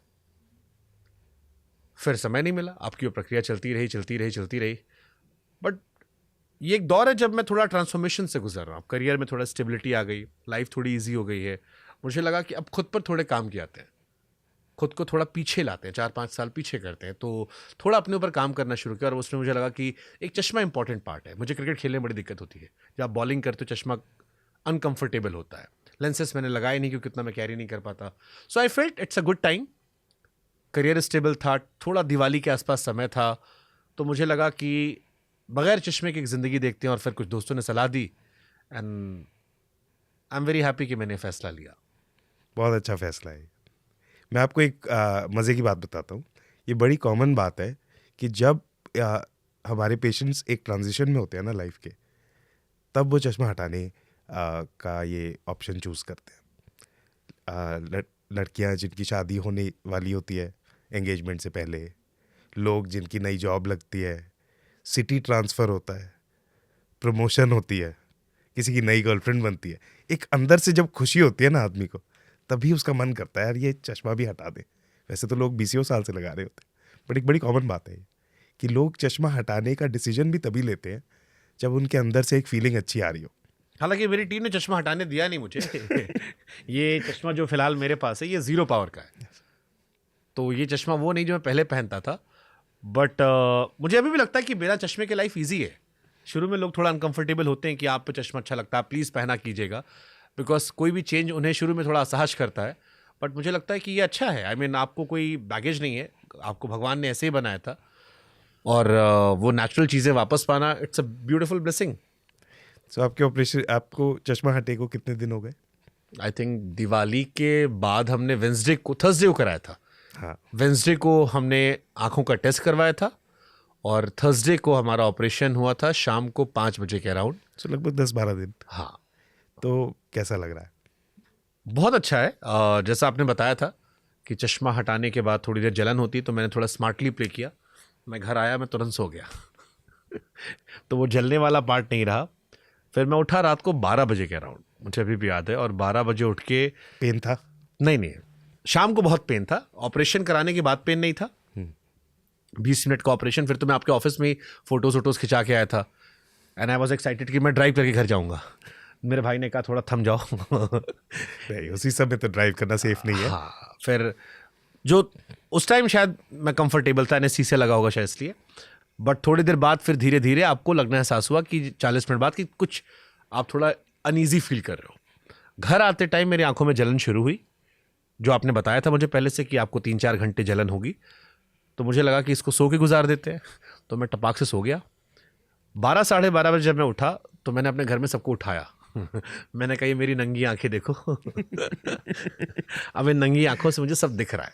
ब्यूटीफुल। और हमने 1-2 घंटे बात की, सबने मुझसे पूछना शुरू किया कि ये दिखाई पड़ा है, कितने लेटर्स हैं ये वो। एंड वो थोड़ी फॉर्मेलिटीज़ खत्म होने के बाद फिर सब सो गए। तो मुझे लगा अब क्या करें, तो मैंने उस दिन रात में क्रांतिकारी चीज़ की, मैंने उस रात को बैठ के गाना लिखा है। And it's a beautiful song, जो मेरे एक मित्र आने वाले हैं अभी इस पॉडकास्ट में, और हमने प्लान किया कि उसे हम कंपोज करेंगे। सो मैंने चश्मा हटाने में पहली जो चीज़ की थी वो अपने एक शौक को अमली जामा पहनाया और एक बड़ा खूबसूरत सा गाना लिखा है, जिसे कंपोज भी किया है मैंने। एंड आई एम श्योर कि उसे कभी हम रिलीज़ भी करेंगे तो अच्छा जाएगा। तो आप गाएंगे भी उसको? गाएंगे नहीं, बट मुझे लिखने का, कंपोज का शौक था, लिखा है मैंने। थैंक्स टू टेक्नोलॉजी, हो सकता है इस फटी हुई आवाज़ से भी कभी अच्छी आवाज़ निकल जाए, बट आई एम एक्साइटेड। बहुत बुलंद आवाज़ है ये। आई एम श्योर अगर ये आप गाने में यूज़ करेंगे तो वहाँ भी सुपर हिट हो जाएंगे। But it's good. I mean मेरे ऑफिस में बहुत लोग पूछते हैं मुझसे कि चश्मा हट गया, अरे सच में हट सकता है क्या, बिना आंखों के आप देख सकते हो। बहुत सारे मिथ थे चश्मों को लेकर, तो मुझे लगता है वो शायद दूर हो गए। सो आपके माध्यम से हम थोड़ा सा लोगों को एजुकेट करते हैं। ऑपरेशन होने के बाद, लेज़र चश्मा हटने के बाद, आपको अगले दिन से 100% दिख रहा है? हाँ, मुझे उस रात से ही, मैं शाम को 5-5:30 बजे मैंने ऑपरेशन कराया था, मैं आके सो गया। उस वक्त थोड़ा अनईजी था, उस वक्त भी दिख रहा था, बट मैंने ग्लासेस लगाए थे क्योंकि आप ऑपरेशन करके आते हो। आप रात को आके मैं सो गया, 4-5 घंटे में सोया, रात को 12:30 बजे के राउंड में उठाऊँ, एंड उसके बाद से लाइफ ईजी है। सो एक ना बड़ी इंटरेस्टिंग बात है, हमारे पास जो पेशेंट्स आते हैं स्पेक्स रिमूवल के लिए, उनके सबके माइंड में ही होता है कि हो सकता है 1-2 हफ्ते के लिए अंधेरे में रहना होगा, बेड रेस्ट करना पड़ेगा, फ़ोन, टीवी, कंप्यूटर, धूप, घर की लाइट्स, इन सब से बचना होगा। आप मुझे बताइए कि आपने पहले हफ्ते में क्या कुछ किया, और मैं आपको बताऊंगा सही किया कि गलत किया। मैंने सारी चीज़ें की हैं। मुझे दवाइयाँ मिली थी आंखों में ड्रॉप डालने के लिए, मैंने उनको इस्तेमाल किया। मुझसे ये कहा गया था कि आंखों में डायरेक्ट पानी मत डालिएगा, शावर में अवॉइड कीजिएगा। हालांकि उसमें मैंने बेईमानी की, मैंने उसका भी एक जुगाड़ निकाला, बिकॉज उलझन हो रही थी। तो आई थॉट कि to have a good shower, मैंने स्विमिंग पूल वाले चश्मे लगा लिए थे जी। एंड आई हैड शावर, क्योंकि डायरेक्ट आंख में पानी आता है। And I am BTech mechanical engineer, ये देश जुगाड़ पे चलता है। तो मैंने उसका जुगाड़ निकाला जिससे मैं नहाया भी, जो आप टेक्निकली डॉक्टर्स मना करते हैं। बाकी सारी चीज़ें रही। इस एक हफ्ते में मैं पटना भी गया हूँ, इस एक हफ्ते में मैं रामेश्वरम गया था पॉडकास्ट करने के लिए, इस एक हफ्ते में मैंने दिल्ली का बम ब्लास्ट भी कवर किया है, बिहार इलेक्शन कवर किए हैं, रात रात भर जगकर काम किए हैं, और दिल्ली के इस प्रदूषण को भी हम सह रहे हैं जो नॉर्मल लोगों को मारने वाला है, उनकी आंखों में जलन देने वाला है। तो I think I have done everything like a normal guy. Phone का भी इस्तेमाल किया, फोन भी चल रहा है, लैपटॉप भी चल रहा है, कैमरा भी चल रहा है, तो रोज पॉडकास्ट आ रहे हैं, और सभी लाइट्स भी देख रहे हैं, सारी लाइट्स चल रही धूप में भी जा रहे हैं, बैडमिंटन भी खेला है, क्रिकेट भी खेला है, क्रिकेट भी खेला है। सो ये बहुत बड़े भ्रम है सब पेशेंट्स को कि हम ये सब कुछ करेंगे तो क्या होगा। अगर आप ये सब कुछ करेंगे तो हो सकता है आपको थोड़ा सा स्ट्रेन होगा।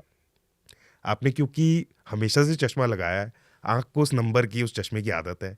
अब हमने लेज़र किया तो नंबर चेंज हो गया सडनली, तो अब इस नए नंबर की, नए चश्मे की एक तरह से जो इनबिल्ट है, उसकी आदत पड़ने में हफ्ता 2 हफ्ते लगेंगे।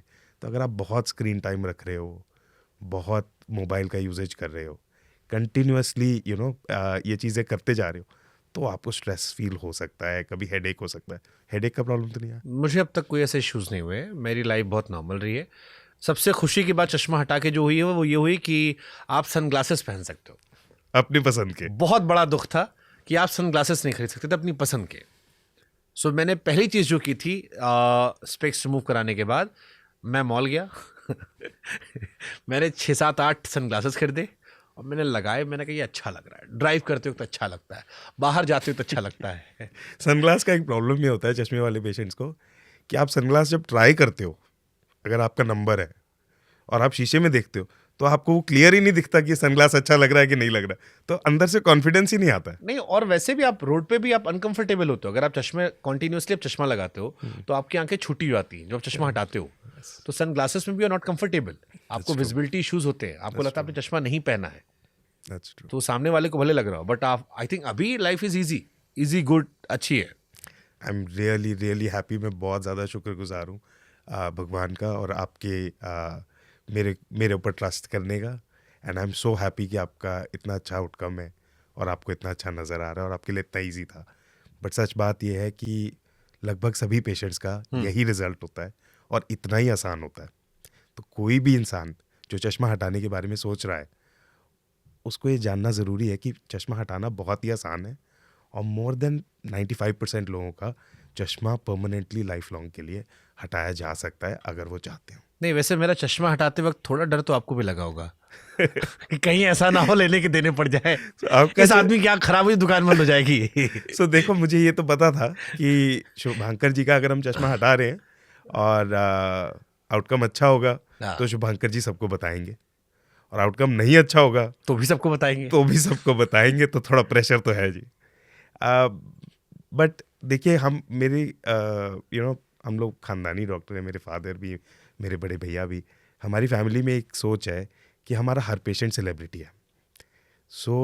मैंने अपने फादर की भी कैटरैक्ट सर्जरी करी है। तो जब उनका ऑपरेशन किया था तो उन्होंने मुझे ये बात कही थी कि बेटा, जिस शिद्दत से मेरा किया है ना, लाइफ में सबका इसी शिद्दत से करना होगा, उतना ही ध्यान देना होगा। जब प्रोफेशनली कर रहे हैं तब तो वो पार्ट है ही, बट ऑफ कोर्स थोड़ा सा सेलिब्रिटी पेशेंट और हमारे दोस्त, थोड़ा टेंशन तो इस बात का होता है। इंटरेस्टिंग बात ये थी कि जब हमने पूरी ऑपरेशन की मैंने तैयारी कर ली और आप बाहर वेटिंग एरिया में बैठे थे भैया के साथ, तो मैंने बोला ना हमारे साथ सिस्टर जी को कि सिस्टर जी आप पेशेंट को ले आइए। तो और मैं वेट कर रहा हूँ, ना सिस्टर जी आ रही हैं ना शुभांकर जी आ रहे हैं, और मैं खड़ा हूँ ग्लव्स पहन करके, अब आएंगे। तो काफ़ी देर वेट करने के बाद फिर मैंने ग्लव्स उतारे और मैं बाहर आया तो मैं देखा लंबी लाइन लगी है लोगों की सेल्फी लेने के लिए। तो मैंने कहा अरे मैं भी लग जाता हूँ इसी लाइन में, मैं भी एक सेल्फी ले लेता हूँ। थोड़ा सा हुआ मेरे जहन में भी था कि यार लोगों ने डाल रखा था कि यार ऑपरेशन है, आंखों का ऑपरेशन, और आंख बहुत सेंसिटिव चीज़ होती है। सो मैं जिससे भी कह रहा था कि मैं आंख का ऑपरेशन करवाने जा रहा हूँ, जैसे मेरी मम्मी से मैंने कहा, उन्होंने कहा दिमाग खराब है, सारी चीज़ें तुम्हारी आंखों पे है, अगर आंखों कुछ होगा क्या होगा। मैंने अपने ऑफिस में बताया, नहीं नहीं पागल है आप, अगर आपका 1 हफ्ते का ब्रेक हो गया तो ऑफिस में काम कैसे चलेगा, इतने सारे काम कर रहे हो आप। मैंने टीवी में बताया, अपने एनडीटीवी में, कि मैं आंखों, अरे नहीं शुभांकर ब्रेक कैसे जाओगे। So everybody was scared more than me, but I think वो जो हमारी कॉन्वर्सेशन थी उसने काफ़ी हेल्प की। और वहाँ आते हुए मेरी थोड़ी हालत ख़राब थी कि शायद बहुत पेनफुल प्रोसीजर होगा। ऐसा तो नहीं आंखों में, क्योंकि आमतौर पर कोई सर्जरी तो बड़ी दर्दनाक होती है। ये तो बहुत अच्छी सर्जरी है, ना इसमें कोई इंजेक्शन है ना कोई पट्टी है। आप वॉक इन वॉक आउट, कोई एनेस्थीसिया नहीं है, सिर्फ आई ड्रॉप से। बस थोड़ी सी आंखें मटकानी होती, इधर देखो उधर देखो उधर देखो। बट उस मामले में मैं ये बोलूँगा आप बहुत ही अच्छे पेशेंट थे, वो वेरी कोऑपरेटिव। जैसे जैसे हमने आपको इंस्ट्रक्शंस दिया, you were able to follow it very well. और टचवुड। तो आपके घर में कंपटीशन कभी नहीं हुआ कि यहाँ कितना सर्जरी की, पिताजी ने, आपने, भाई ने? देखिए ये कंपटीशन तो नेचुरल बात है। आई एम श्योर आप शुभांकर आप भी सोचते होंगे, आपके घर में जितने भाई हैं हर आदमी सोचता होगा मैं भी क्यों ना शुभांकर बन जाऊं। बट बहुत अच्छा रहा है हमारे घर का वातावरण इस मामले में कि एक तो बचपन से ही पापा को देखा as a very successful surgeon, बहुत अच्छी सर्जरी करते थे, बहुत अच्छी तालीम, बहुत अच्छे चीज़ें हमें समझाई, वैल्यू सिस्टम बहुत अच्छा था। दोनों भाइयों को हम अर्ली स्टेज में ये बताया कि नंबर से ज़्यादा इम्पॉर्टेंट होगा पेशेंट सेटिस्फैक्शन। पेशेंट सेंट्रिक रहोगे, नाम ज़्यादा कमाओगे, इज़्ज़त ज़्यादा कमाओगे और पैसा अपने आप आएगा। अगर पेशेंट से झूठ बोलोगे पैसा ज़्यादा कमाओगे और फिर वो पैसा खर्चोगे इज़्ज़त कमाने के लिए और फिर भी नहीं मिलेगी। तो इस तरह की जो ये एजुकेशन जो वैल्यू सिस्टम था, I think it was very good. मेरे और मेरे फादर और मेरे भाई के बीच में कंपटीशन नहीं है, कॉम्प्लीमेंट्री है चीज़ें। मैं कॉर्निया स्पेशलिस्ट हूँ, मेरे भाई रेटिना स्पेशलिस्ट हैं और मेरे फादर कुछ हद तक मेरी फील्ड में cataract and refractive specs removal surgeries करते रहे। ये सर्जरीज का लोड इतना ज़्यादा होता है कि हम सभी लोग इसको शेयर करते हैं, इसको मैनेज करते हैं। हमारी 14 लोगों की टीम है और सब लोग बहुत बिजी रहते हैं इसको मैनेज करने के लिए। थैंकफुली हमारी टीम बहुत अच्छी है। इंडिया के प्रमाणित अच्छे इंस्टीट्यूट्स, कॉलेजेस जैसे कि all India institute medical sciences PGI Chandigarh, LV प्रसाद इंस्टीट्यूट हैदराबाद, शंकर नेत्रालय चेन्नई, अरविंद आई इंस्टीट्यूट मदुरई, यहाँ से ट्रेंड हैं। तो हम एक दूसरे से सीखते हैं, एक दूसरे को हेल्प करते हैं और अब उसी से गाड़ी चल रही है। जैसे मान लो किसी को आपसे अपनी आँख ठीक करवानी हो जी कि सर मेरा भी चश्मा हटा दो, कहाँ मिलेंगे आप उसे? सो हमारी दिल्ली में 4 ब्रांचेस हैं और मेरा एक रोटेशनल स्केड्यूल है कि मैं 2 दिन एक जगह होता हूँ, 2 दिन एक जगह होता हूँ, 2 दिन एक जगह होता हूँ। तो मेरे से इजीली कनेक्ट कर सकते हैं। मुझे बहुत अच्छा लगता है पेशेंट से बात करना और उनकी प्रॉब्लम समझना। तो आपके माध्यम से हम अपने सारे नंबर्स और कॉन्टैक्ट डिटेल्स शेयर करेंगे। पेशेंट्स इजीली मुझे कॉन्टैक्ट कर सकते हैं। वर्ल्ड लेवल पे जो आंखों का ट्रीटमेंट हो रहा है, इंडिया में ट्रीटमेंट हो रहा है, क्या फ़र्क है? इंडिया वर्ल्ड लेवल पे बहुत आगे है। सो देखिए कुछ ऐसी ब्रांचेज हैं हेल्थ केयर की जिसमें इंडिया बहुत पीछे है। जब बीमारी बहुत कॉम्प्लेक्स हो, बीमारी का खर्चा बहुत ज़्यादा हो, अमाउंट ऑफ रिसर्च बहुत ज़्यादा चाहिए हो, जैसे कि अब तो इंडिया कैंसर रिसर्च में भी बहुत आगे है, बट स्टिल जब बीमारियां बहुत कॉम्प्लेक्स रही हैं तो इंडिया उसमें थोड़ा कंपैरेटिवली पीछे रहता है। वेस्ट जैसे कि US जहाँ पे इनोवेशन ज़्यादा है, एक्सपेरिमेंटेशन ज़्यादा है, वो थोड़ा आगे रहते हैं। इंडिया जहाँ पे शाइन करता है ना, वो नंबर्स में है। अगर हम यूरोप में या US में जाके आई डॉक्टर्स की एसोसिएशन की मीटिंग्स में कभी अपना डेटा डिस्कस करते हैं तो हम देखते हैं अमेरिकन या ऑस्ट्रेलियन या यूरोपियन डॉक्टर्स बोलते हैं हाँ मैंने ऐसे 2 पेशेंट देखे हैं, हाँ मैंने ऐसे 3 पेशेंट ऑपरेट करे। यूजुअली स्टेज पे चढ़ करके कोई इंडियन डॉक्टर जब प्रेजेंट करता है तो वो बोलते हैं मैंने ऐसे 12,000 पेशेंट देखे हैं, मैंने ऐसे 14,000 पेशेंट ट्रीट करे हैं। सो हमारे यहाँ पे नंबर्स जो है वो आपको बहुत अच्छा बना देता है automatically. So cataract surgery, specs removal, ICL, retina surgeries, ये इतने हाई नंबर्स में इंडियन सर्जन्स कर लेते हैं और इक्विपमेंट सब जगह सेम है। लेंसेज सब जगह सेम है। तो आई थिंक इंडियन सर्जन्स और इंडियन आई केयर बहुत। और रेट में क्या डिफरेंस है फॉरेन के और इंडिया में आंखों की सर्जरी में? So Indian cost of surgeries Apple for Apple any western country से एटलीस्ट 60-70% कम होगी, यूएस, यूके, यूरोप, ऑस्ट्रेलिया से। किसी अफ्रीकन कंट्री में या थर्ड वर्ल्ड कंट्री में जहाँ पे हेल्थ केयर है ही नहीं, वहाँ पे हमारे से वो 10 गुना ज़्यादा होंगे, क्योंकि उनके पास एक्सेस ही नहीं है। Indian eye care is very very economical as compare to anywhere else in the world. हमारे यहाँ पे अपने मशीन मैन्युफैक्चरर्स हैं, अपने लेंस मैन्युफैक्चरर्स हैं, कंज्यूमेबल मैन्युफैक्चर करने वाले हैं, बहुत ज़्यादा इनोवेशन है, बहुत फास्ट सर्जन्स हैं, टोटल कॉस्ट चीज़ों की बहुत कम है। एक चीज़ जो इंडिया में 50,000 कॉस्ट करती है, वो यूएस या यूके में 3 से 4 लाख रुपए कॉस्ट करे, ऐसा नॉर्मल है। ओके, जाते आते आखिरी सवाल, आंखों के लिए कोई 5 टिप्स जो आप देना चाहें एक आम इंसान को? वो खान पान से जुड़ी हो सकती है, वो प्रदूषण से जुड़ी हो सकती है, वो जीवन से जुड़ी हो सकती है, वो योग, एनीथिंग। अपनी आंखों को स्वस्थ रखने के लिए 5 चीज़ें जो सुझाव आप देना चाहते हैं। देखिए, मैं तो बहुत सिंपल सुझाव देता हूँ कि क्या कुछ ना करें। ना करें में आंखों में पानी के छींटे ना डालें। नॉर्मल आदमी भी आंखों छिट्टा मत मारे। सर, हमारा टैप वाटर कितना अच्छा है, हम उसको पीते नहीं हैं, लेकिन हम आंख में डालने को तैयार हैं। या तो पीने के पानी से आंख धो, बट आंख को धोने की ज़रूरत ही नहीं है। आंख के अंदर आंसू बने हैं, वो उसको अपने आप क्लियर कर देते हैं। तो जो शावर में नहाते हैं हम लोग ऐसे करके, वो खराब आदत है। मतलब आंख बंद करके आप मुंह धोइए। आंख को धोने के लिए भगवान ने आंसू दिए, वो अंदर से ऑटोमेटिकली साफ रह रही है। नोटेड। अगर आपका स्क्रीन टाइम ज़्यादा है तो उसको हर 20 मिनट में थोड़ा ब्रेक कीजिए, दूर देखिए, 20 फुट से ज़्यादा की दूरी पे 20 बार ब्लिंक कीजिए। तो इसको 20-20-20 ब्रेक्स कहते हैं स्क्रीन टाइम से। छोटे बच्चे आउटडोर ज़रूर खेलें रोज़ 1 से 2 घंटा, ताकि चश्मे का नंबर ना बढ़े। अच्छी डाइट लें, और अच्छी डाइट में क्या, जैसे आंखों के लिए? जो शरीर के लिए अच्छा है वो आँख के लिए अच्छा है। ऐसा नहीं है कि आपको गाजर खाना ज़रूरी है या फल, पीले फल खाना ज़रूरी है। इन सब में विटामिन ए होता है, और 60 और 70 के दशक में इंडिया में बहुत विटामिन ए की कमी थी, जब हमारे प्राइम मिनिस्टर साहब ने बोला था कि इतने पैसे नहीं है कि 3 टाइम की रोटी की जगह 2 ही टाइम की रोटी खानी पड़ेगी, और लाल रंग की आटे की रोटी खानी पड़ती थी। भाई, आज इंडिया विकसित भारत की तरफ जा रहा है। आई थिंक जो हमारी हंगर की प्रॉब्लम है वो लगभग सॉल्व हो रही है, न्यूट्रिशन की प्रॉब्लम इम्प्रूव हो रही है। सो विटामिन ए की ज़रूरत उन्हीं को है जिनका विटामिन ए कम है। और बाकी लास्ट मेरा टिप ये होगा कि भाई, नशीली पदार्थें, बहुत ज़्यादा स्ट्रेस, अल्कोहल, इन चीज़ों से बचें। ये तो कोई अच्छी चीज़ नहीं है, सारे शरीर को नुकसान करेगी, आँख को नुकसान करेगी। अगर आप डायबिटिक हैं तो हर साल अपना आई टेस्ट कराएं, डायबिटीज़ वेल कंट्रोल रखें।